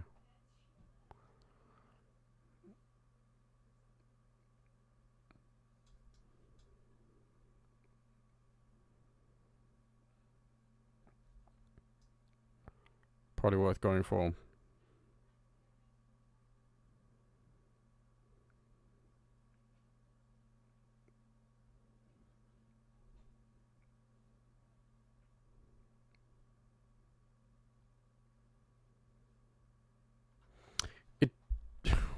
Man, it does make you wonder if they could have played it better.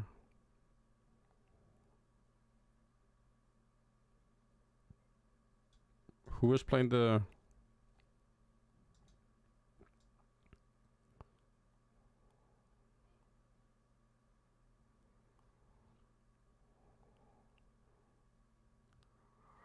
I think this is the better way to do it. This is essentially what Apex is doing, right?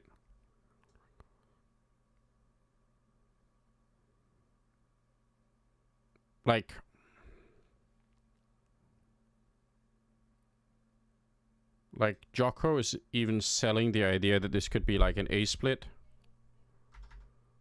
which, given how the round started, is probably exactly what...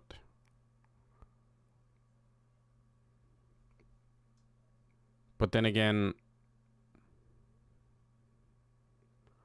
how soon do they rotate back?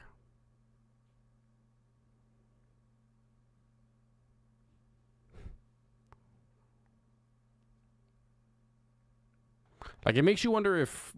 Oh, man. Presumably they wouldn't tell me if I asked them. Hasn't Andy got that pork face as an emote? I don't know. I guess I should.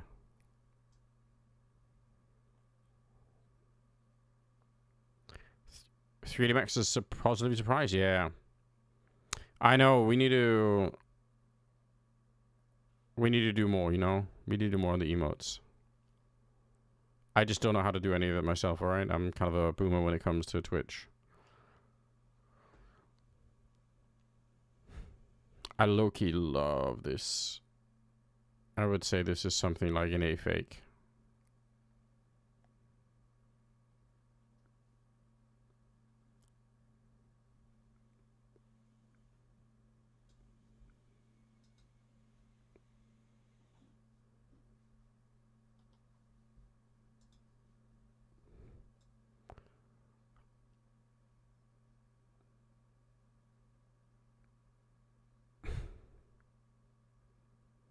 Hey, Alma.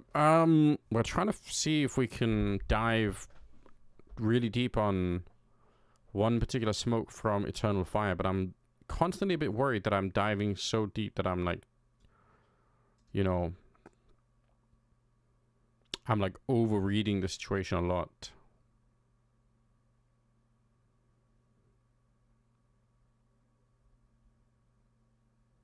And then I'm trying to figure out how to potentially make some piece of content around it that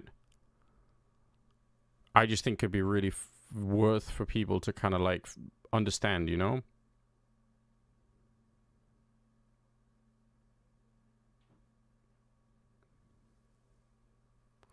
Is this CS version of the Hollow Earth theory? Yeah. No, I mean, like, even if I'm wrong, I'm not really scared of being wrong in the content per se, because, like, it's still going to be interesting to talk about, right?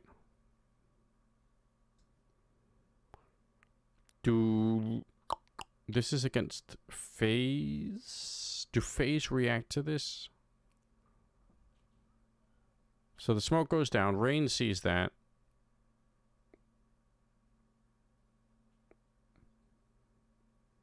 They've already thrown the smoke back there. They go for like a bit of a boost, and that nearly gets them killed. And if you're Kerrigan and you know what the smoke normally means, you're going to be like, okay, what now?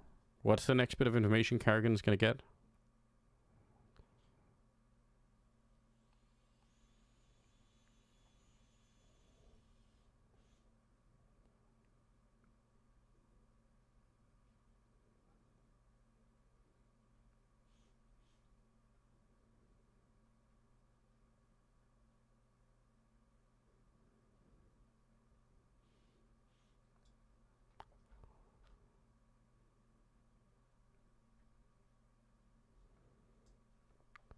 Not that much, to be honest.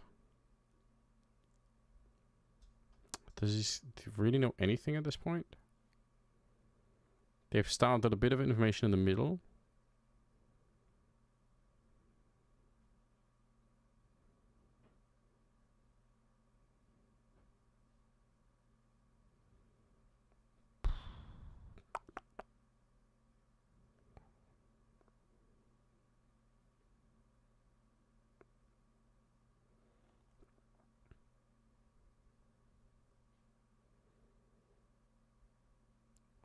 Yeah, they kind of walk into a 3-man stack.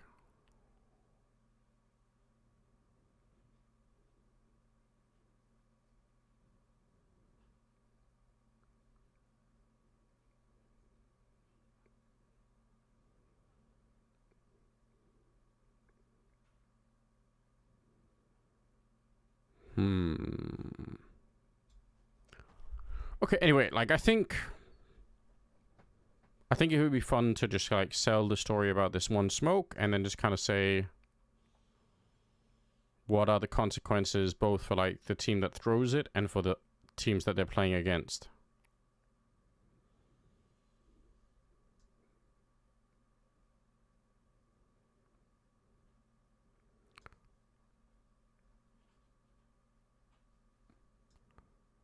Because the Swedes, they go try to fight Woxic, they get tagged up, they go take mid control.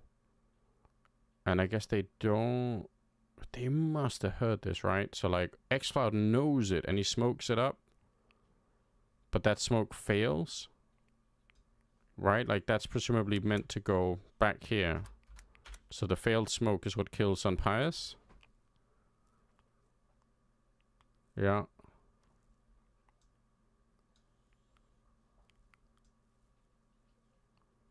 No, but they saw it as well. I guess, no, it's just he peeks as well, like, with the flashbang. I don't know how Woxic is invisible here. I guess that's just like a just at the edges. I mean, that is kind of crazy.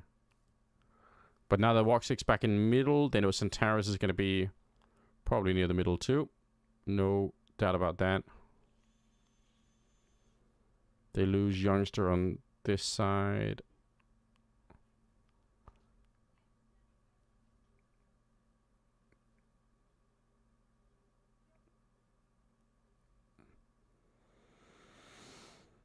Yeah, tough round no matter what. But anyway, like I think the story makes sense. I think we can. I think we could do this as like a content piece, and just make it like a. Say how do we find out? We found out from essentially noticing that this one round is presumably just some super random. Yeah, right. It's just one random round. Yeah, but we basically know from watching this over the last 3 months. And it gives us a whole narrative. And then maybe we could do the same with Spirit in a pistol round here.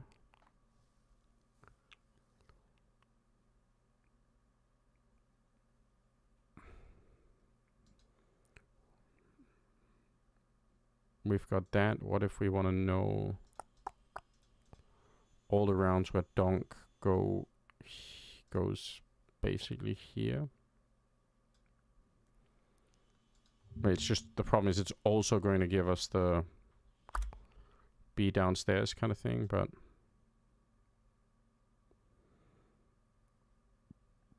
but again, it'd be fun to know what separates this kind of round from everything else.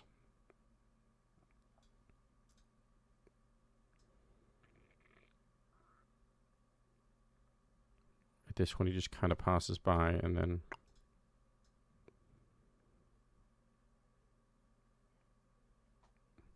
he goes down.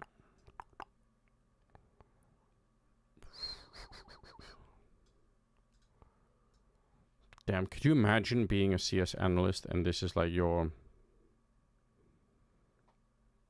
full-time thing?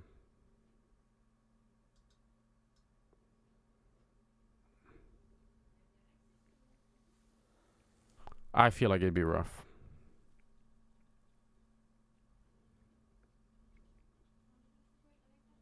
But it would also be kind of exciting, wouldn't it? Like when you find that one thing. How did I get into broadcast talent? Man, I don't know. I just started casting and not a lot of other people were. And then people liked it, you know? And then I just kept doing it. But it's a very different kind of time. I think the problem is like the template for like how I got here is like you can't really do that anymore in the same way. So it's hard to learn anything from it, you know?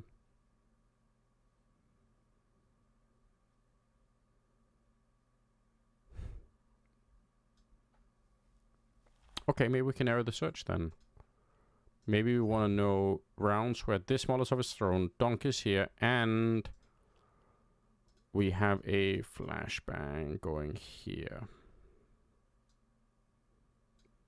Right? Are these going to be all the rounds where Donk is making the jump down? Yep. One. Nope, not this one because it was earlier. But this one is. Linus knows as well. He knows exactly what that flashbang means. He's like, no, dog is coming for me. Okay, the flash was earlier. Okay, I need to get the kill on Blamef. He knows and still died. Yeah, look at Yuri. Soon as that flash is thrown. Alright? He's checking. Flash is thrown. He's like, oh, I know. Yep.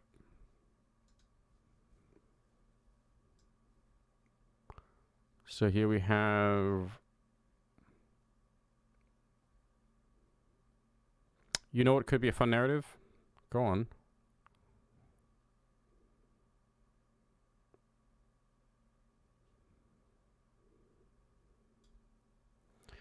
Analyze the phase bullshit.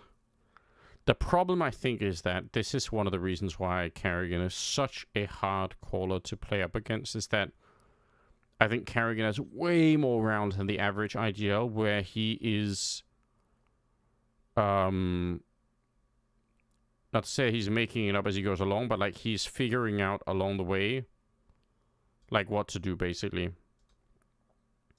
By the way, this round...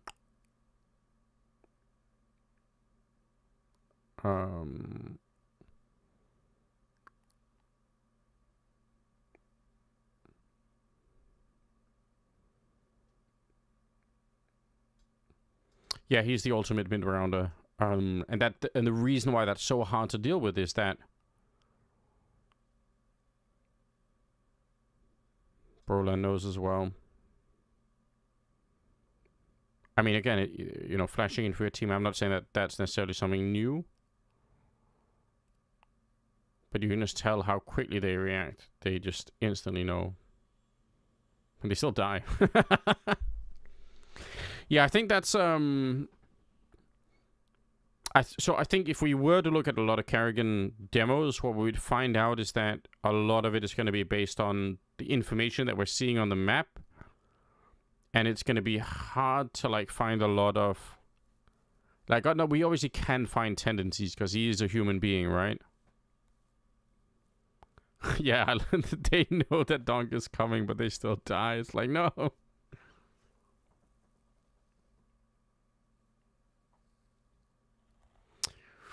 Yeah, I guess the issue is that, like, to do content like that, we have to, like, make so many assumptions about his mind, and he has zero interest in telling us why he's really making it. So, like, we could do the content, but he's just gonna shrug and say, well, if you guys think that, that's good, you know? Like, he's never gonna tell us, oh, yeah, that's, you know, or maybe he would just to troll, but, like, unless he's retired, it doesn't make sense for him to say, oh, yeah, like, here's how I read a certain situation, you know? It's cool, yeah, I mean, it is cool. And, I mean, I wouldn't mind doing the content, but I would announce in the content that this is gonna be me trying to get, like, you know, essentially read the mind of, you know, of Kerrigan. Desk work after he retires, yeah. I mean, that'd be sick.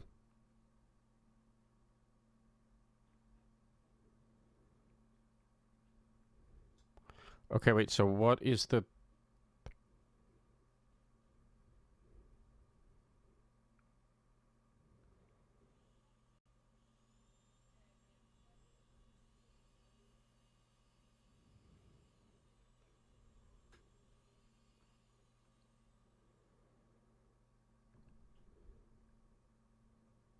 I mean, to be fair, in that game that Spirit played on Nuke versus... Who were they playing? Was it EF? It was, right? Donk kept getting killed himself in this corner like a million times over. I feel like Centaurus was just wrecking him. But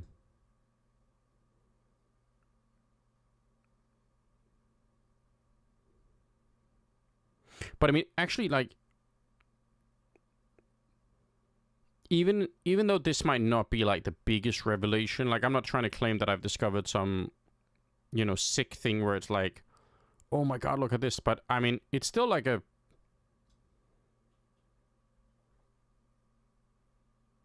You could have warned me how hard it is to cast and spectate at the same time. I think the trick for me... the trick for me is to spectate the CT side. Like, if you're casting and spectating at the same time, tell the narrative about how the CTs are going to try and defend the round, because you can almost always tell where the fight is going to happen. So, you know, it's a lot easier. It's a lot harder to spectate when Ts are going to engage in a fight if you're also casting, right? So that's, like, one way to get around it, but yeah. It could be rough. But, I mean, even this is, like, an interesting kind of, like, thing, you know?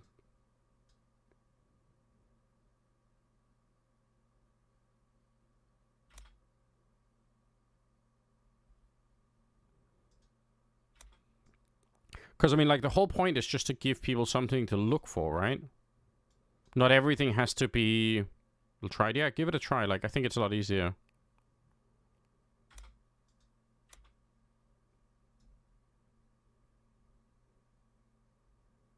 I mean, I'm guessing... Well, let's find out before I start guessing.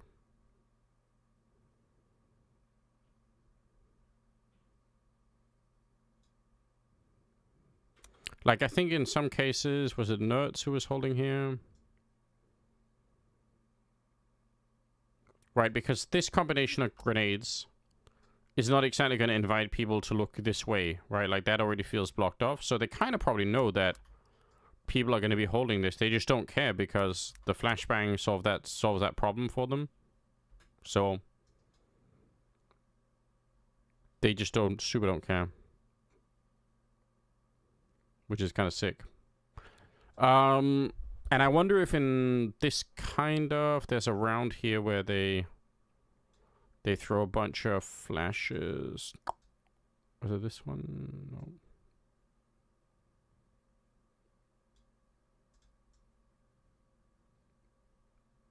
Yeah, so in this round, they throw a bunch of flashes that would sort of almost suggest that, like, Donk could be on the roof of Minion about to jump down. But in fact, it's like Donk and Shiro out here. And specifically it's Shiro with the orb. Which makes you think that these flashes here are meant to make somebody peek credit card or something else to stop Donk, right? So, like, they're using the flashes as a bait in this round to say, oh, why don't you come, you know, you don't want to have Donk do what he's doing in this round, where the flash is set up for the, like, you know, for the peek and, you know. And especially what's cool about this round is that it is, let's see, which round was it? There's no smokes here. So it's extra tempting for somebody who's out here, if there was someone nearby, to go take a look, right?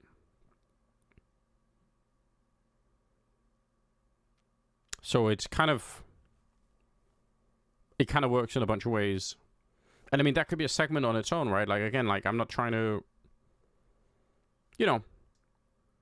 We are just talking about flashing for your teammates in a way, but it's like it's a bunch of rounds that prove that here's a tendency for, like, how they do it. And then every once in a while, the tendency is broken. But that means something, too. Because you've established this tendency... You could see, I mean, never mind, Bacardi's in a position where he's going to be trying to hold this anyway, but, like, Woxic is, like, they are super scared about this being the next sort of thing that's going to get hit, right? The only reason why they're maybe not more scared is that, that they don't have anyone in mini who's about to get killed, right? So they might say, well, who cares if, and then as soon as this is smoked off, now they'd probably feel differently about it anyway. But, like, the first couple of flashes here... Oh, it's actually... Oh, shit. I wonder if it's... Maybe it's even more fun than that.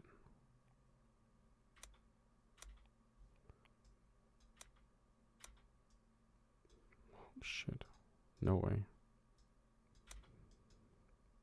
Is there a chance that Woxic is meant to be aiming this instead?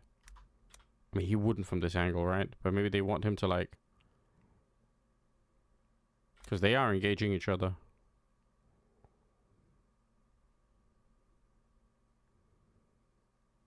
It's a bit early, unfortunately, for our theory.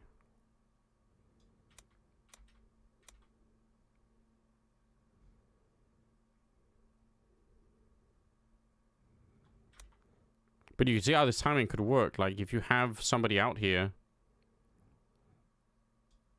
their attention could very well be drawn to, like, this position because they're worried about Donk doing this.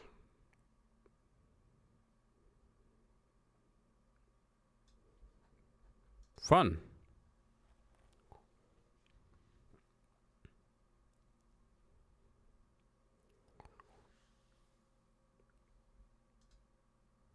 I feel like a lot of this stuff is going to be somewhat easy to narrativize and just say, like... And I think the the narrowing it down of rounds is part of the story, right? If I was to tell this like without scripting any of it, I would say in the last 6 months, when we're talking about full buys, Spirit have played on the T side of Nuke 121 rounds. Out of those, we have 90 rounds where they Molotov the T roof. We have, out of the 90 rounds, we're now down to 67 where Donk is playing around Mini.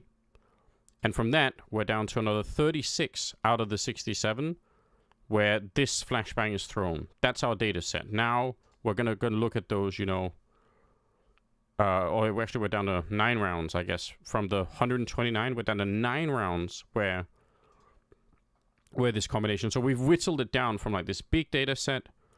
And you can imagine you could do this like visually if you had some talented graphics person, right? You could like 121 rounds, and then we're down to like 9 rounds. What does it mean? Well, almost always the same thing, except for like a couple of rounds where, again, we're theory crafting, but it probably means that that they are trying to use the fact that other people have looked at these rounds too against those people just to fuck with them, and instead they're trying to fight in the yard. That's what a sick story. I think that could easily be sick.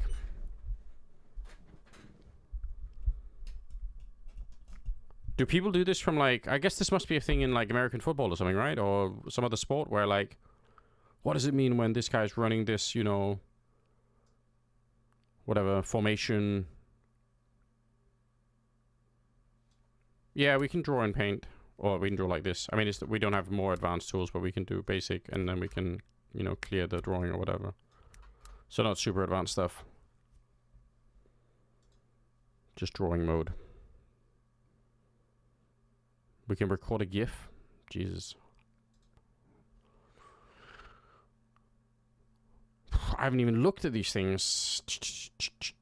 Tactic sequencer, level split offer on. Probably need that on, don't we? Scoreline. Oh, that's kind of helpful, actually.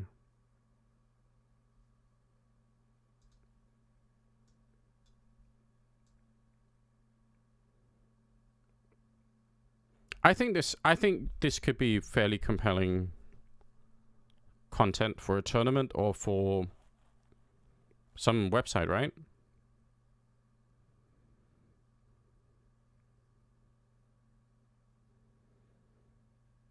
It doesn't even have to be like really long form, right? It can just be...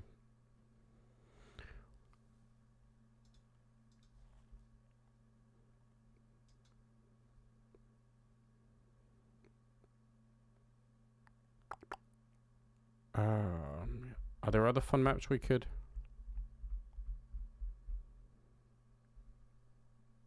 look at now that we're in it?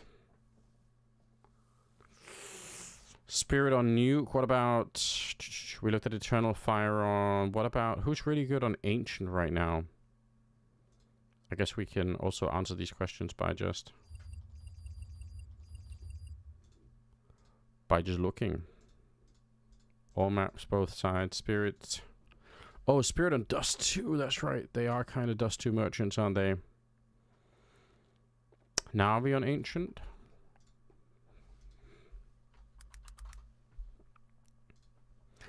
Something like when Eternal Fire was face on Anubis, just kept A splitting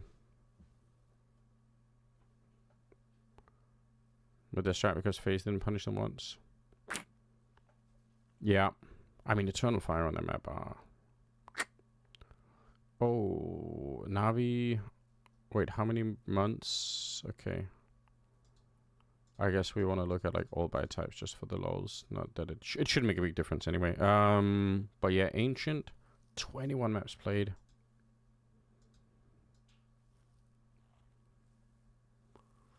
So yeah, we could do that. Navi and Ancient.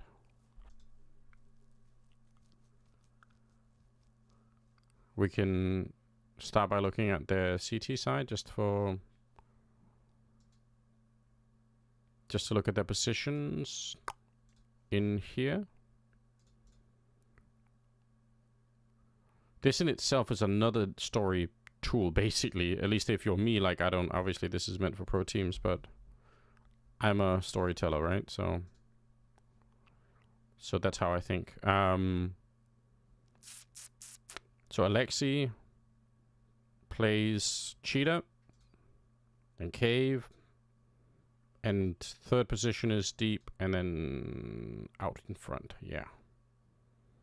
So every once in a while he's in the middle, which I'm guessing is because sometimes they'll do heavy mid takes, so then he's part of that mid take.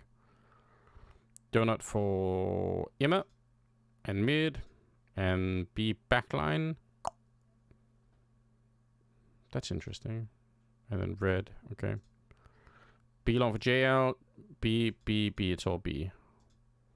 Bit is going to be anchoring A, sometimes playing in the middle, sometimes donut. It's because the A player sometimes doesn't even play on the A bomb side, which is funny. Like, he's the A anchor, and his, like, most common position is mid and deep red and donut. Doesn't that tell you everything you need to know about the A bomb side on this map? How stupid is that? Your A anchor spends like a little bit of time in A. Oh man, that's great. That is funny. And again, we're never surprised when the AWP player is the CT all around. Like, I wonder if we could find even a single example. I haven't looked. I'm just assuming, but like every team I've looked at, the AWP is the CT all around, right? So I'm assuming that's just going to be how it is. Anyway, he likes playing donut. Temple, A side. He's actually more of an A player than anything else. But he does sometimes end up here.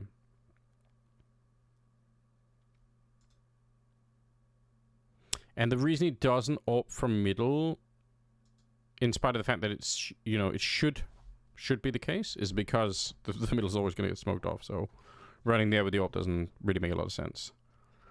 Most of the time, anyway. Okay.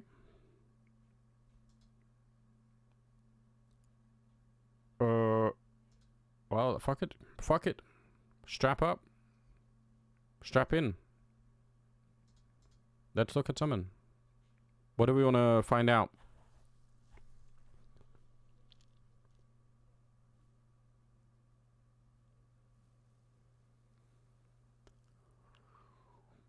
Obviously,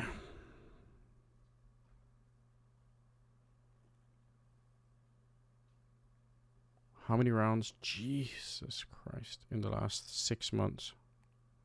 Strapped and ready to edge. Yes.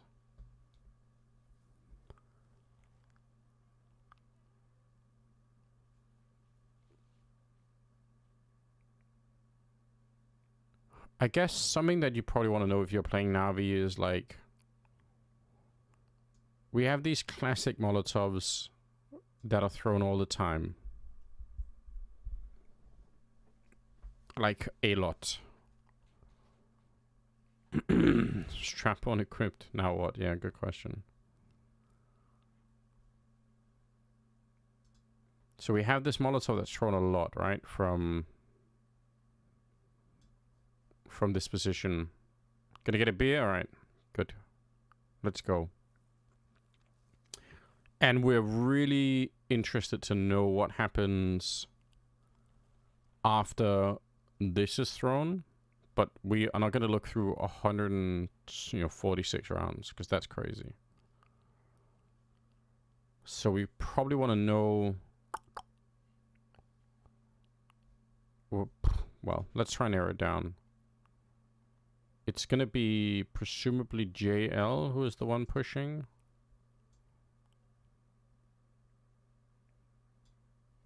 So something like that. 32 rounds. Yeah. We'll start there, and then we'll see what happens next.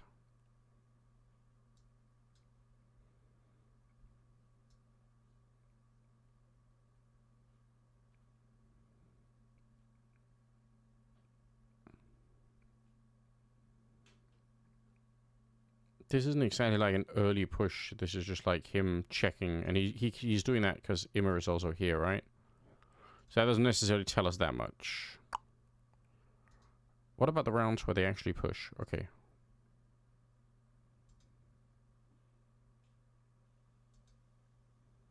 So they much prefer this kind of combo.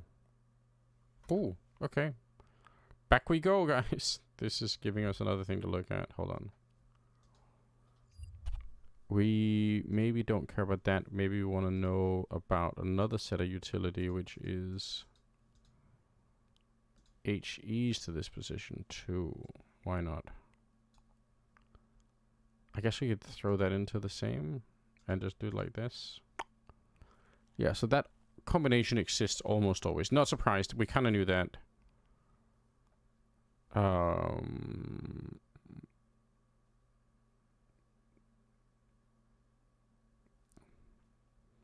Okay, well then let's do JL again anyway, just for the fun of it.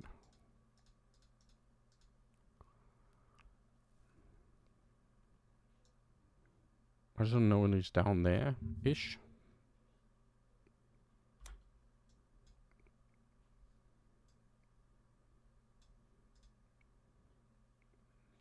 There's got to be around where he is. Oh, maybe that's actually just excluding that altogether, right? That does make a lot of sense.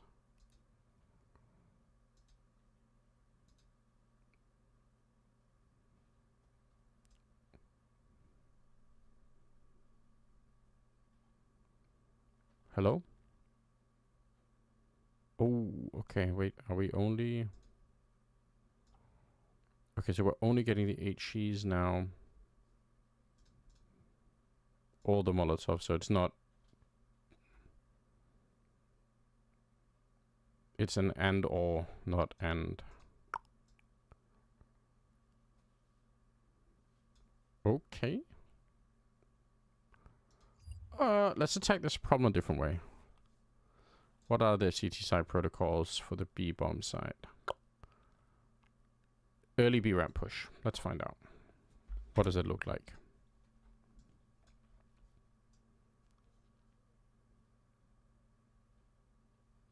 Okay. So they actually do still have that, but it's Alexei who's pushing.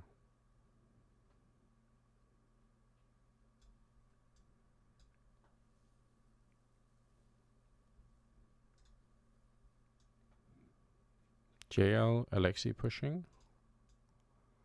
JL with Alexei pushing. Oh, this is the Imperial game. JL with Alexei pushing. Okay. That's interesting.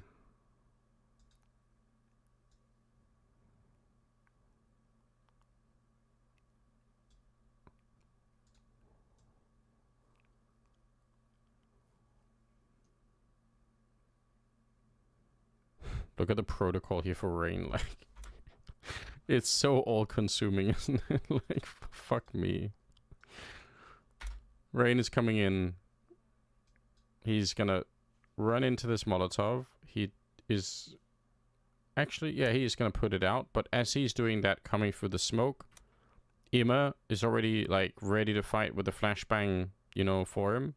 Like, get absolutely fucked. It's just... There's too much. That's fucking mental.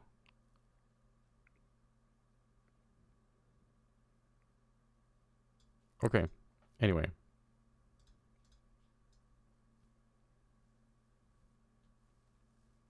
Same protocol with Immer on the other side. That is so sick.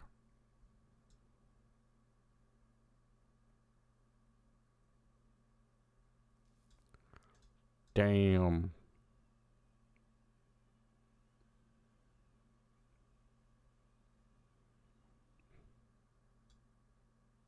Okay. Back to the pattern finder. I've got new questions. I no longer care about the Molotov. Well, I do.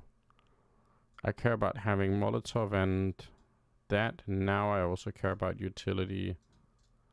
Flashbang to this position.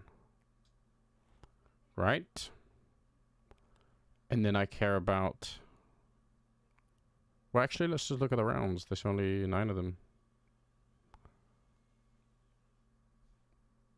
Could that... Oh, wait. We had a strategy in there. Which is sick that we can do that anyway, but... That's an insane tool. Yeah, I know. It's a lot to deal with.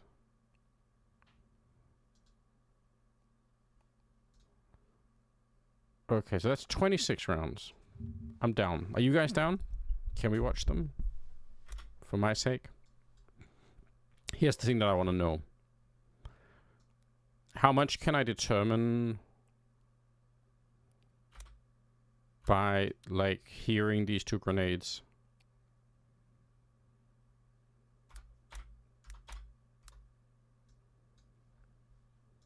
Yeah, it does come with a price tag.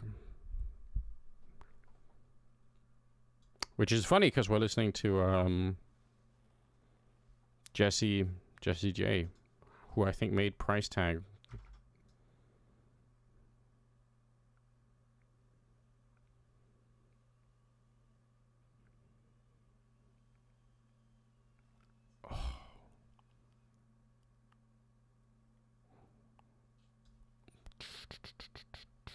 If I'm standing here, can I hear both this flash and this Molotov?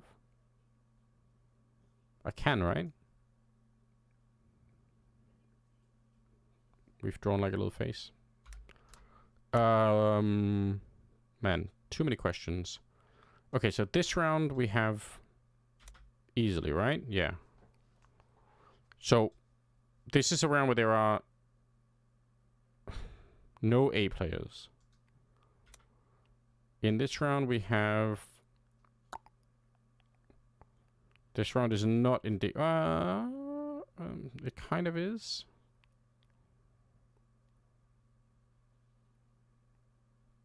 But it's different because of what? This is the full control take. Because we also have... I guess we just have a lot more utility in the middle, right? Whereas in this round it's like... It's just like the... Audible audio ranges? Yeah, noise, trust me, I'm pretty sure we've looked at it too. Maybe it even is a part of the tool, and I just don't know about it, to be honest.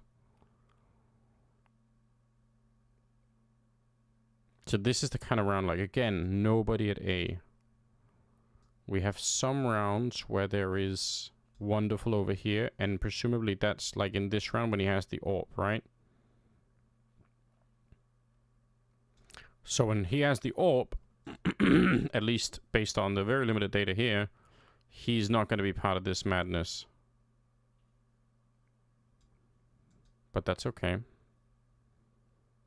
When he has the AWP here as well, so maybe not 100% indicative. I mean, his most played position anyway is Donut, so...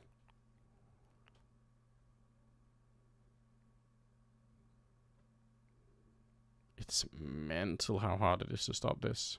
Look at the flashbang. Look at this flashbang from JL. Like, Bit is flashed into this fight from two... Like, one is the flashbang that's thrown from the middle here, okay? This flashbang allows him to peek straight this way without having to turn around.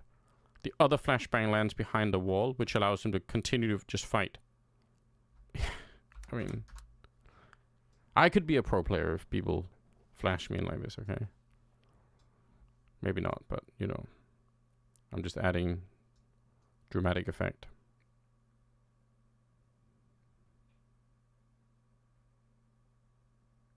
You want us to flash you? That's what you heard me. Wait, I lost count of what I was doing. I lost. Okay, so anyway, 3 middle, nobody A. That's what we're looking for. Nobody A. Nobody A. Nobody A. Nobody A. Nobody A. Nobody A. Nobody A. Nobody A. Nobody A. Nobody A. Nobody A. Nobody A. Nobody A. Nobody A. Nobody A. Another, that's like the third round where wonderful is back there.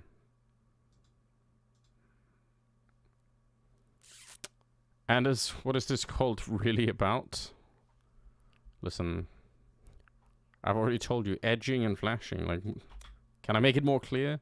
Am I not making myself clear? Does some piece of utility inform the CTs that the Ts are going fast A? Because when they do go fast A, isn't there usually one CT there? I don't think it's going to be... Oh, you mean... No, I mean, there obviously are utility, like this utility from Blitz here, for instance, right? Like when you see either a smoke here or here. But right now, the interesting... Where is Katie and Glazer? I don't know. I think you guys are being hard on him, you know? I feel like he's, you know, standing up for himself. He's living his best life. I appreciate that. Glazed out, yeah, maybe.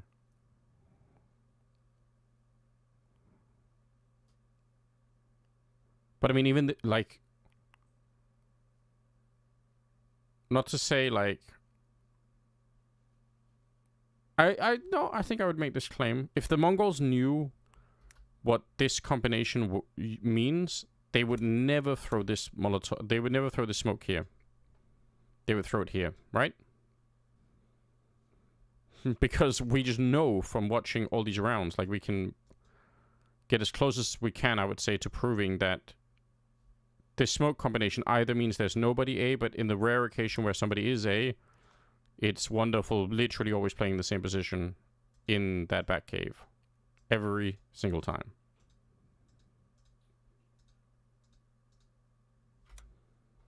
So...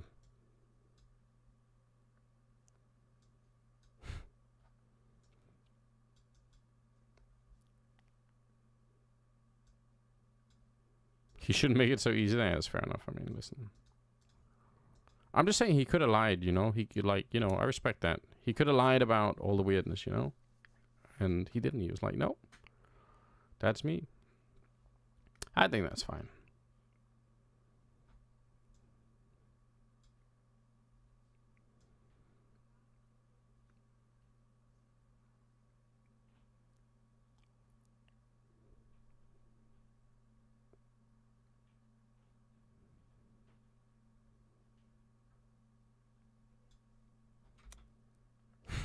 Exactly. Be proud, you know. Be a proud freak, all right?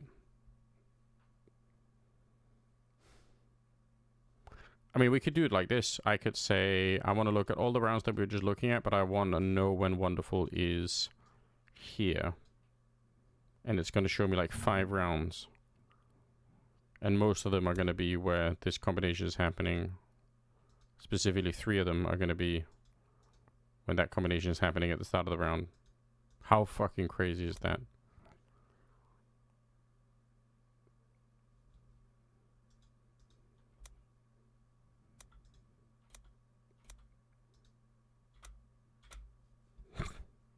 I think that's wild. So roughly, if I park myself here, my 4 teammates are over here. And whether they give a fuck or not, just throw a smoke to this position, like on the off chance that Wonderful's playing there. And if I say, yeah, we had the combination, then you're ready to execute, right?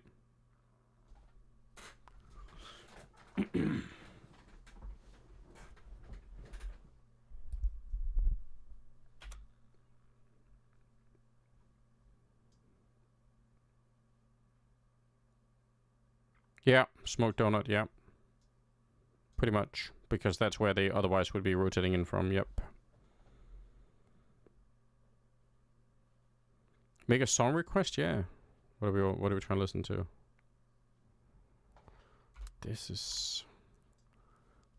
It's still a lot of data, but I mean, like...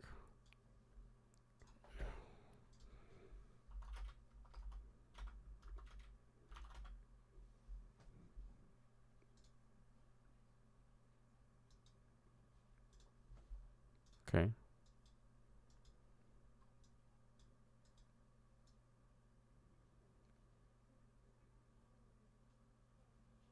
Banned of the person doing my tattoo in April. Going all the way to Berlin for it. Okay, damn.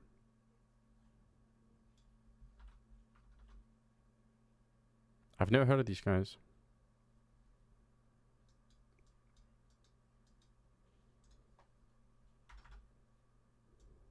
But it sounds really different.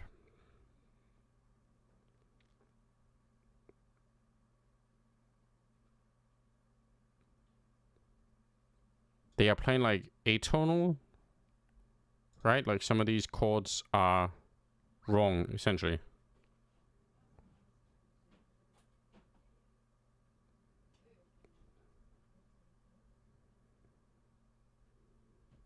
Which gives this like super drunken, I'm on a lot of drugs kind of feel, like Fear and Loathing in Las Vegas kind of feel.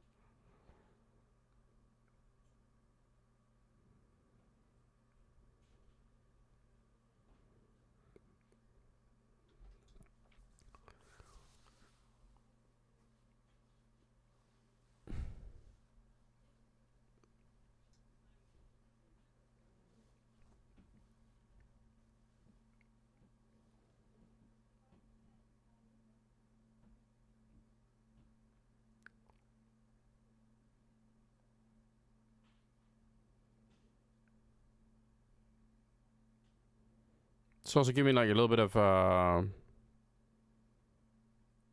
Wolf Mother kind of feels. Maybe? Is that what they're called? Did I just make that up? No, that is what they're called.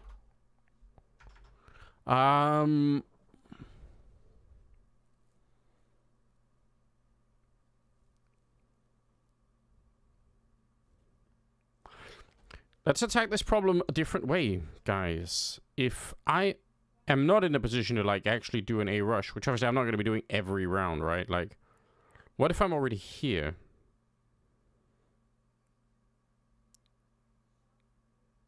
Because presumably the call can't be every time you see this to say, oh, we're leaving. Right? Like,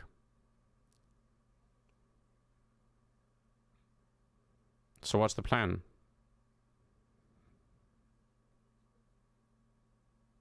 I think it would be fair to say that this plan for device, which is he's trying to execute like a B attack, it just makes no sense whatsoever. Right? Like these grenades, if Astralis knew was about to hit them, this doesn't make a lot of sense. Up here. What is this? If they knew that Bit was about to do this, which we know he's going to do, then stop throwing this smoke, throw this flashbang over instead of stop Bit, basically. In some way. Maybe we can do that.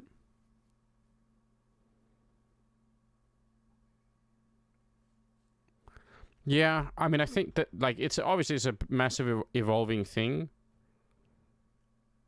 Wait, how often is this Bit doing this? Because it's not all the time.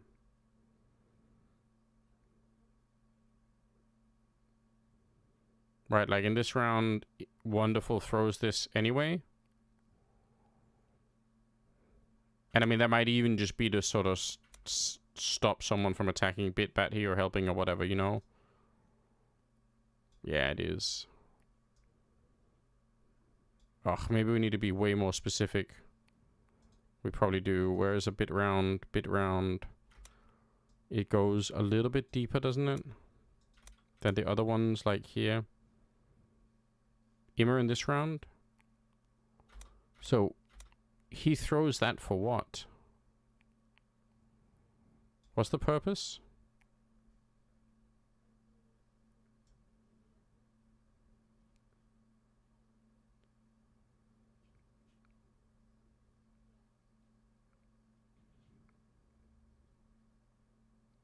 I mean, I like this kind of music. I think this is sick. Like, I could imagine it would be way sicker if I was in a different environment. But yeah, this is like,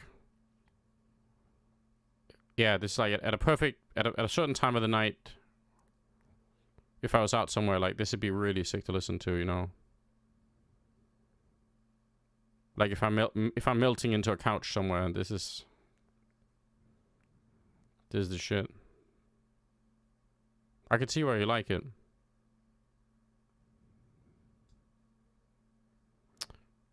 Most of your music isn't stream viable, yeah. You're a punk kind of guy, right? Man, I listen to a lot of different music, so... But yeah, I guess it is rough sometimes if the music is kind of like... That's what I fear sometimes if I start playing my own playlist. And not just like the Spotify stuff. Like, I'm not trying to hide my music taste, but I'm just like... Sometimes I think like, oh, is it going to be like too... Are people going to be too weird about, about it? Is it going to be sad or whatever? I don't even know if I listen to a lot of sad music necessarily, but like... Anyway, this is cool, like...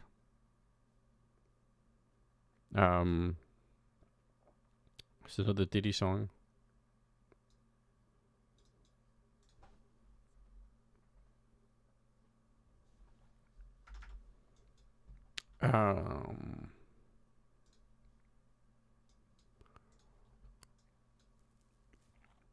Why? Does anyone have a good answer?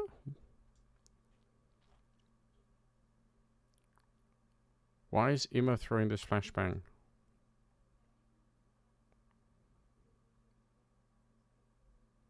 What does it accomplish? I guess if they were about to execute onto this B ramp, then this flashbang could be kind of a distraction. So maybe that's all it is.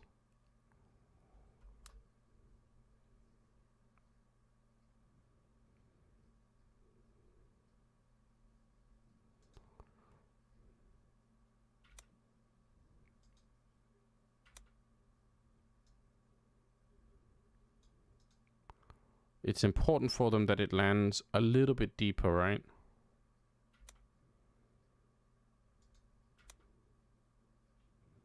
Yeah. Okay, let's go back and adjust a little bit the data for this flashbang. What if I only care about like...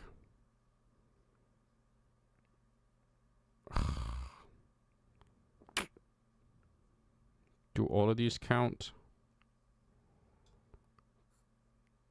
Well... Fuck.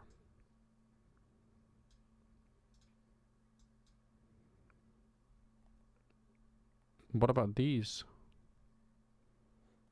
Because this is presumably also the... I guess we can just add like... Flash here and then another utility set for a flashbang there.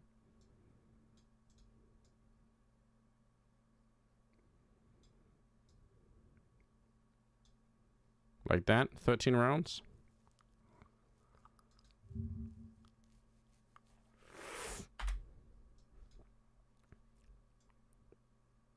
So.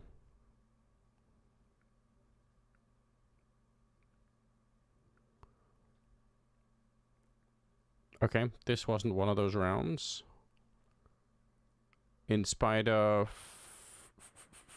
Did anyone throw that utility? Yep. Well, kind of, yep. So again, Emma, Wonderful throws it.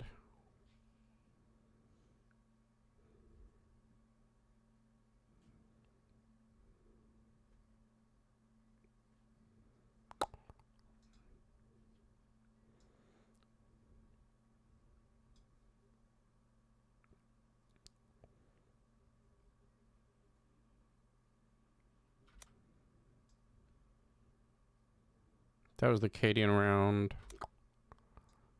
Here we got Wonderful flashing in bit. Damn, he's so relentless. Like, even when that smoke is up, right, so... This is against Imperial, right? So even when they throw this smoke, which is meant to block him from doing this... This man cannot rap now, I know. I'm not actually... This is not the kind of rap I usually listen to. I just like the start of this song, literally. Like this start. I just think it sounds nice. I don't really care about the rest. This is what a rap I listen to.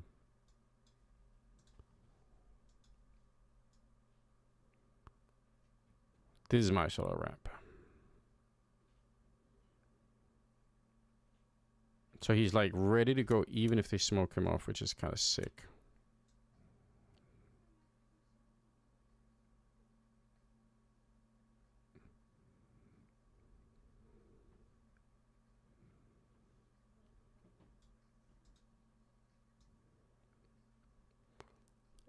We got bits flashed in,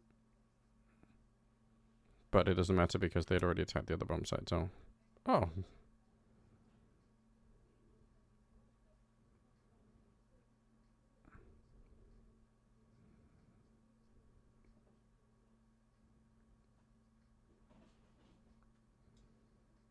I think this is one of the best raps ever made.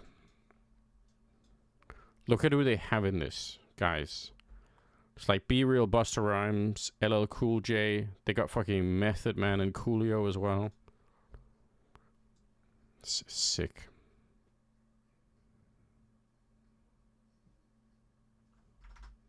Like, you just couldn't stack more talented people in this, like.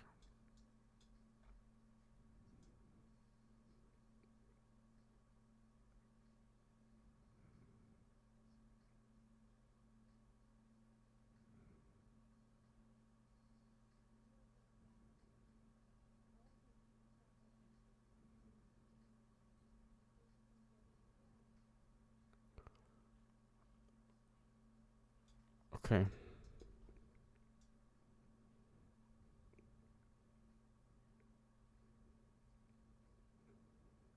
Oh. Emma making the run.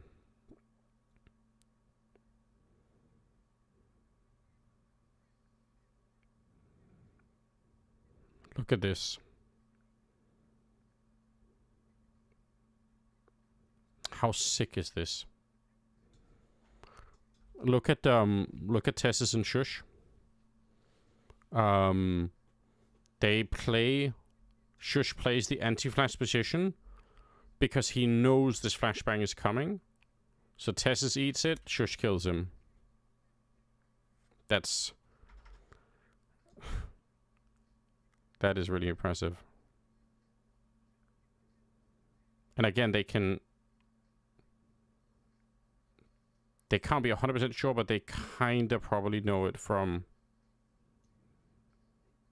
the grenade combination here, and like certainly when they hear this flashbang, it's like a big indication. That's interesting. So Emma's been doing this for a bit too, I guess. Again, similar thing. Flash who against Rain, who is super blind. And again, this is the round where like Rain has to try and smoke while like jumping. It's just... Favorite rap track is New York State of Mind? Yeah.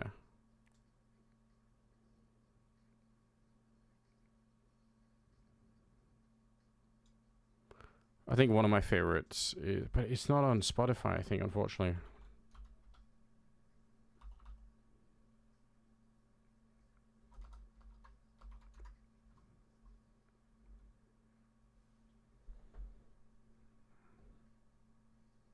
Favorite rapper?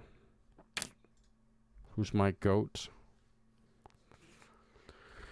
I think the most rap that I've ever listened to is probably either Tupac or Wu-Tang. So just by going by like amount listened to, I guess Wu-Tang is like not, you know, obviously not one thing. But I think it's like some of the more listened to. The classics, yeah. Hold on. Can we do this? Are we gonna get? We're probably not gonna get. No, we're not gonna. We're gonna be fine. This is Pras made like an absolutely. This is such a fucking banging track. We're not gonna watch the video because of potential problems. But you guys should be able to hear it, I think, in a second. Hello. Oh. Oh, damn. Oh, no! Yeah. This is this, in my opinion, is everything about this, like lyrics-wise and delivery, is mental.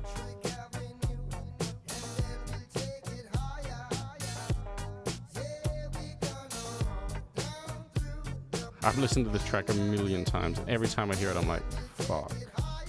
Like, he rhymes. It's just a little bit offbeat all the, like, his delivery is so insane. Just listen.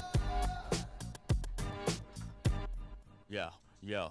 Slick like Rick James when I hit super free chicks. I don't miss. Fix for your nose, my flows make you sick. 2 chicks for me, none for you like Twix. Play with head like cleft guitar picks. Went from bottom pitch to making hits and hollow tips, then shooting lips. Handle our business, make sure it sits. Surprise. The tunnels, the guest list. Light up your block with Roman candlesticks. No For the first guy, I don't know. Pyrotechnics. Rapping about your whips while you're catching transits. Buying shorty gifts with checks from Wick. Your records sound like a demo that was yet not mixed. Your whole style broken, it should be fixed.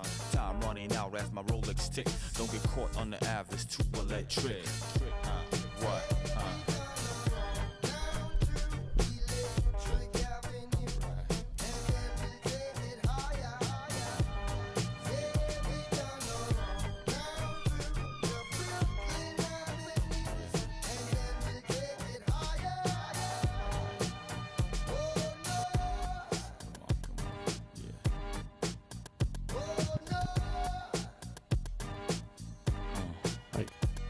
I dedicate this to my peeps who roam the streets. God bless their soul, may they rest in peace. There's those who finance and those who choose to lease. It's so sick. But just to get back to the stuff, just the first line is like, he just like slick like Rick James when I hit, but like there's something about the way that he pauses in the way that he says it. Like every time I hear that line, it's one line. Every time I hear it, I'm like, how the fuck did he do that? Like, how did he get the timing down so it just sounds so sick.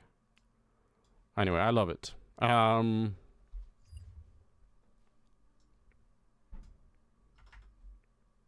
right. I still think this is potentially... Now we're back to the background music, okay? So don't worry about it. I still think this is potentially quite interesting. It's like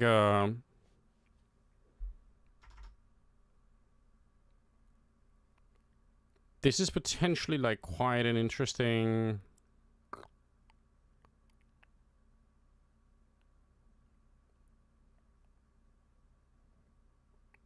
Oh, that's sick.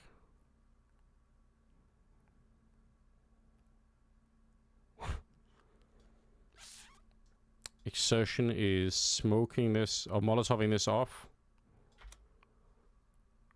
And Emma is like, I'm so sure I need to go through this.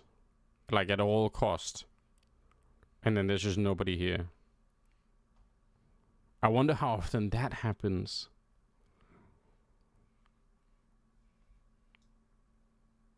Because obviously that Molotov is a sick way to try and prevent.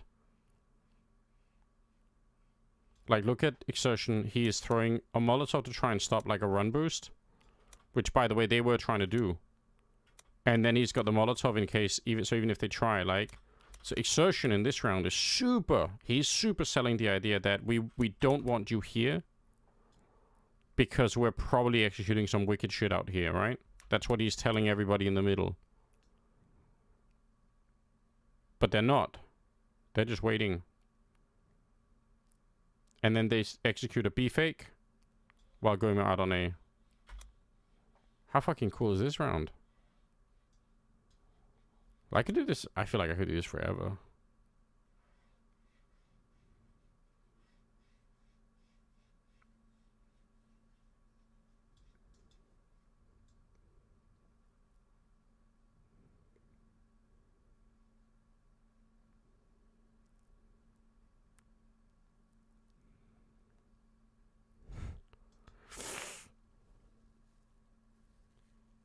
Oh, I have a million questions.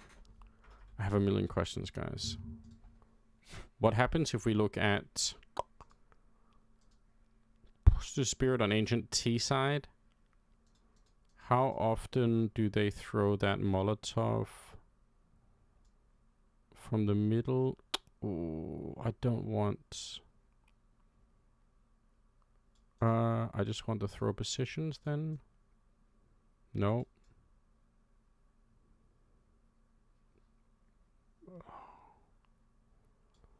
Okay.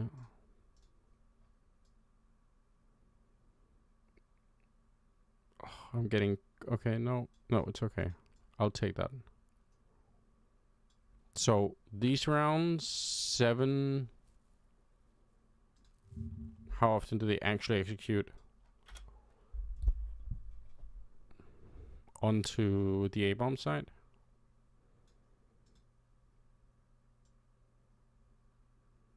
Another one.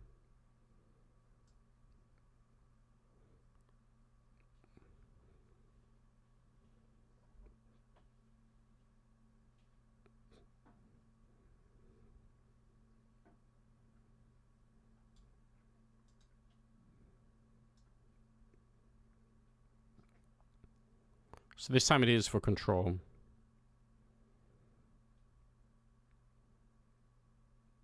Against wildcard. And I mean, it works, kind of. Sonic is like, I have to do something, I have to get through. So he smokes it, gets flashed in. But then there's another smoke down, which allows them to still execute onto the site. Woo. But again, that Molotov is great for denying information alone. Classic.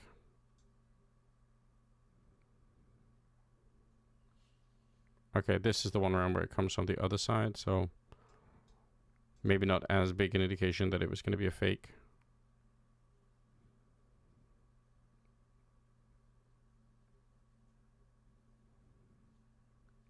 Damn, we can probably look for B fakes just looking at this stuff.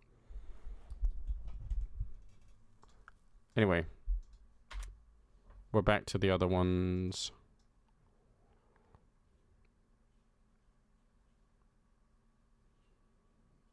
Oh shit, remember the other round with Shush and Tessus? Sui and Brolin, at least in this round, are both kind of like facing right into it, which is...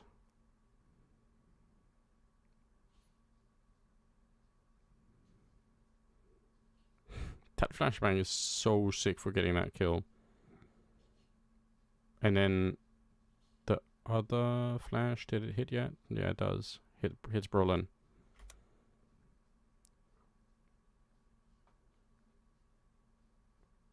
Twitter.com rules are in Danish, by the way. Oh, just alright. Awesome. I'll find a way to change it.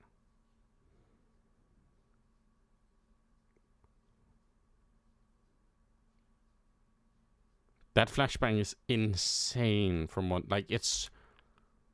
Oh, it does hit Alexi because he's a little bit too far out, I guess. Or maybe the flashbang... Wait.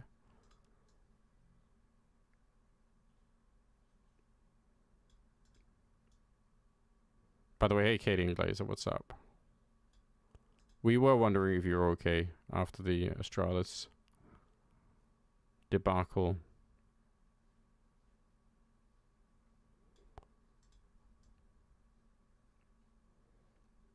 Oh, what do we got here? Alexi. Oh, snacks. Okay, that's fun to think about. So if you can get into this position, which he was able to do because they didn't throw the HE as well. They did the double Molotov, and he just doesn't give a fuck because they're incendiary grenades.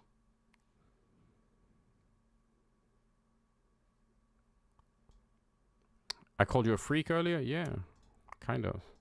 But I said it in a good way. I said it was good to stand by the freakiness, you know? That's all I'm saying.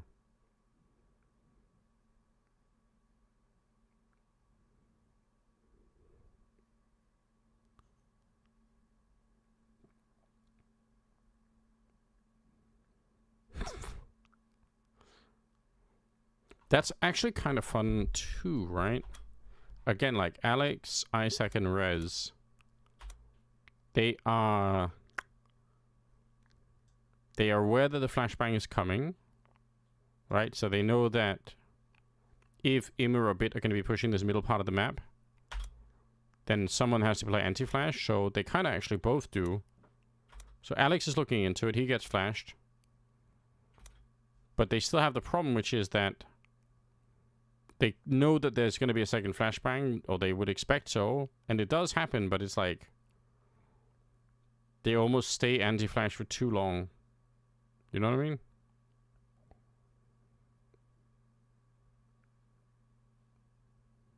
But I mean, fair play.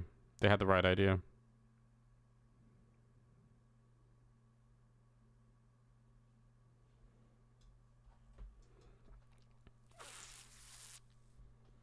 There's a lot.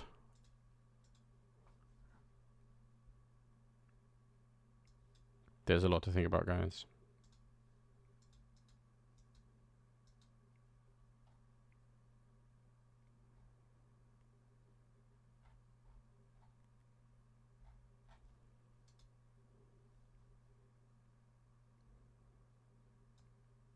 Just chilling on the sofa, doom scrolling.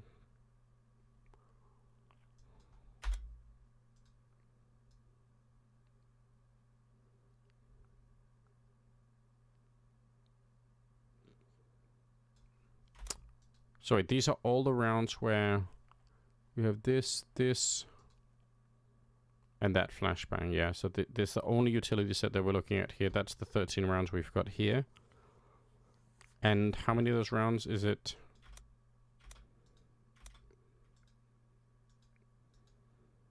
Every single one of them. There's nobody in A. And I guess that's what Imperial knew. Although they don't stick around to listen, which would have been the real cool shit here, wouldn't it?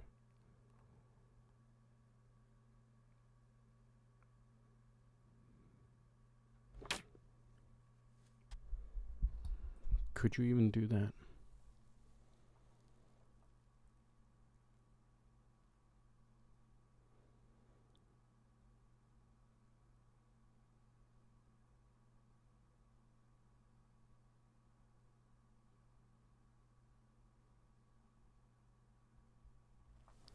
Because the other question, like we asked earlier, is how do you even defeat this?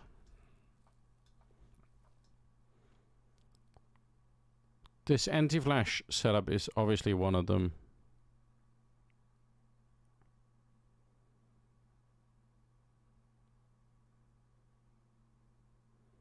But I mean, also partly the reason this even works to begin with is because this flashbang is too short.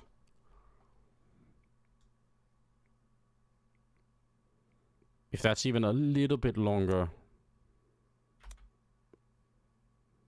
then Shush has to turn early and he gets flashed by that second grenade. Man, the margins are thin.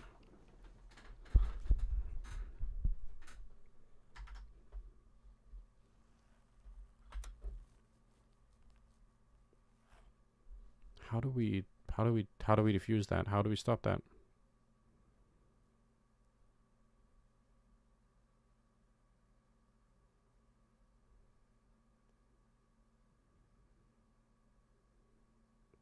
It's kind of crazy, I guess, to see, like, look at how much trust they put in this one Molotov. Could you beat that? I guess in some of these rounds, Alexei is...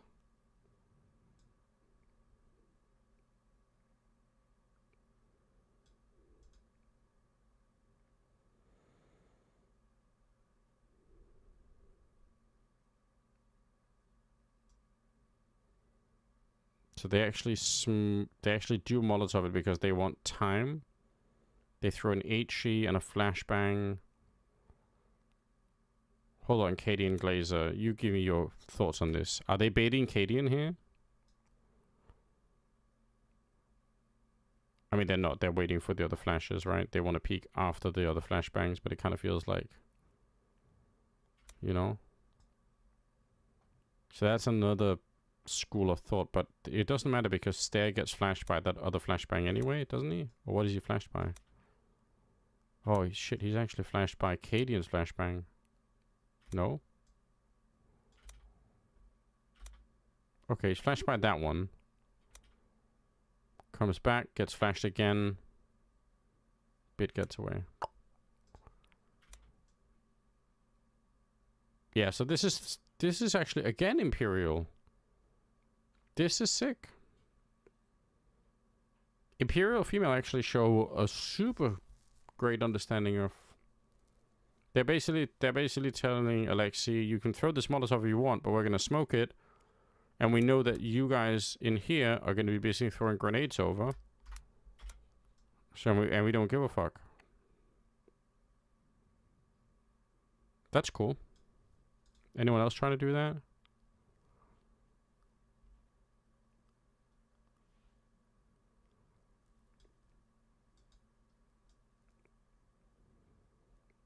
Grenade down. Nope.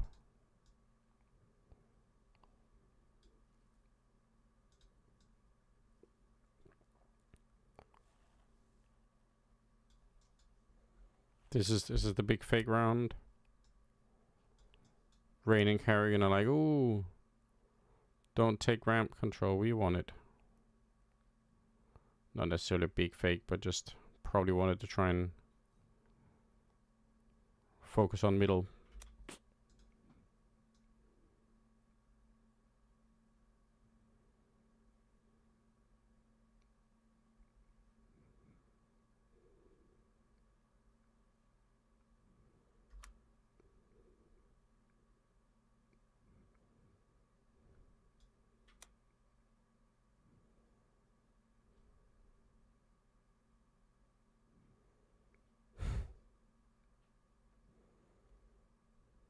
This is wild.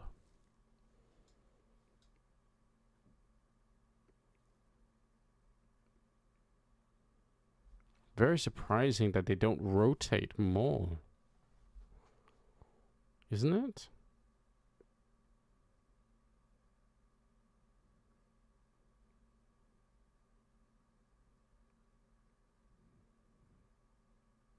Maybe it's not. Maybe it's totally fine.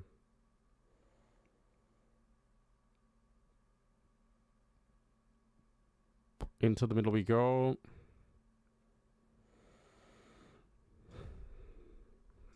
We actually got Alexei's running through his own incendiary. Oh. Does it tell you if it's an incendiary or Molotov?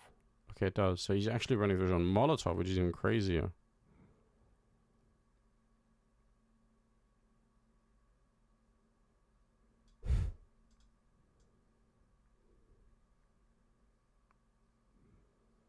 That's not the incendiary you want to throw, I think, ever. That's weird.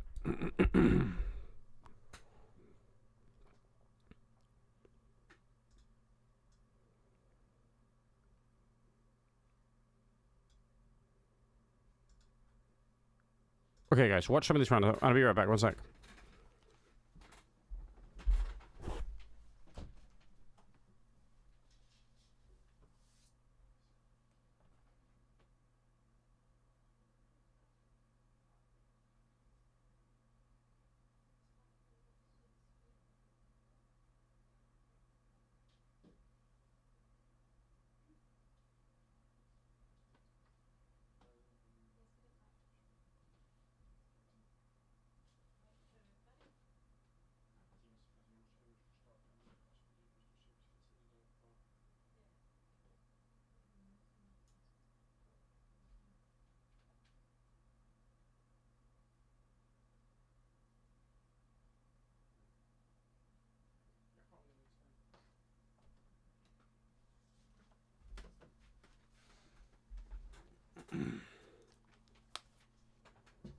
Somebody smell his chair, what the fuck? You guys are cracked out.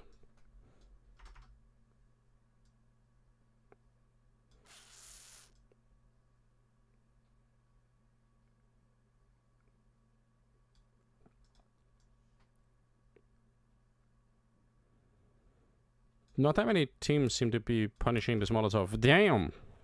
That's surprising to me.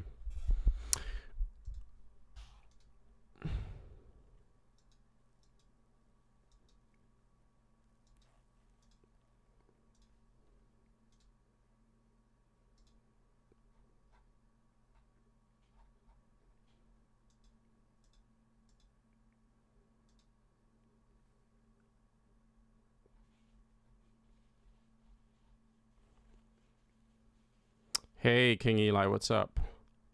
I feel like I've learned a lot in like a very short amount of time here. Watching weird rounds of Counter-Strike. So I'm doing well. But what a cool tool. Dayark, yeah. Did you see how we actually found these rounds? That's the cool part. The cool part is that we can basically I've asked, if we go back to the start, I'm basically saying I want to find out like rounds where we are throwing like HEs and Molotovs to this position. And then I maybe also want to know like another, like I want to know rounds where we're throwing flashbangs to this position. So now I'm getting like all the rounds where these two events happen. And then I can add it like, and I can either add more utility like we did, or I could say we also want to pair it with like player movement, you know? Like if I wanted to know all the rounds where Alexi moves down here for an aggressive push, then I'm going to get the 9 rounds where that happens. Where this is smoked, like Molotov detonated, this is flashbanged, and Alexi moves down here.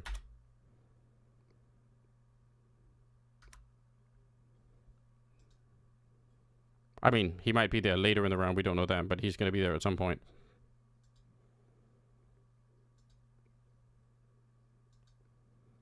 I wonder if we could even find out how that works. Like, maybe we can. There are so many questions, guys. Now, the big problem that I'm having is that I can't stay up too late tonight. It's actually already too late. Tomorrow is my daughter's birthday. She's going to be 6. How wild is that? So I should be a responsible parent and make sure I get enough sleep so that, you know, we do birthday things together. Also means it's going to be no stream tomorrow. But again, I appreciate all the support so much. If you guys are into it, join the Discord. There's a community on X now. Yeah, I mean, I would appreciate it. Have you guys there. It means a lot. I'm trying to build like my own little community where we do really nerdy shit like this.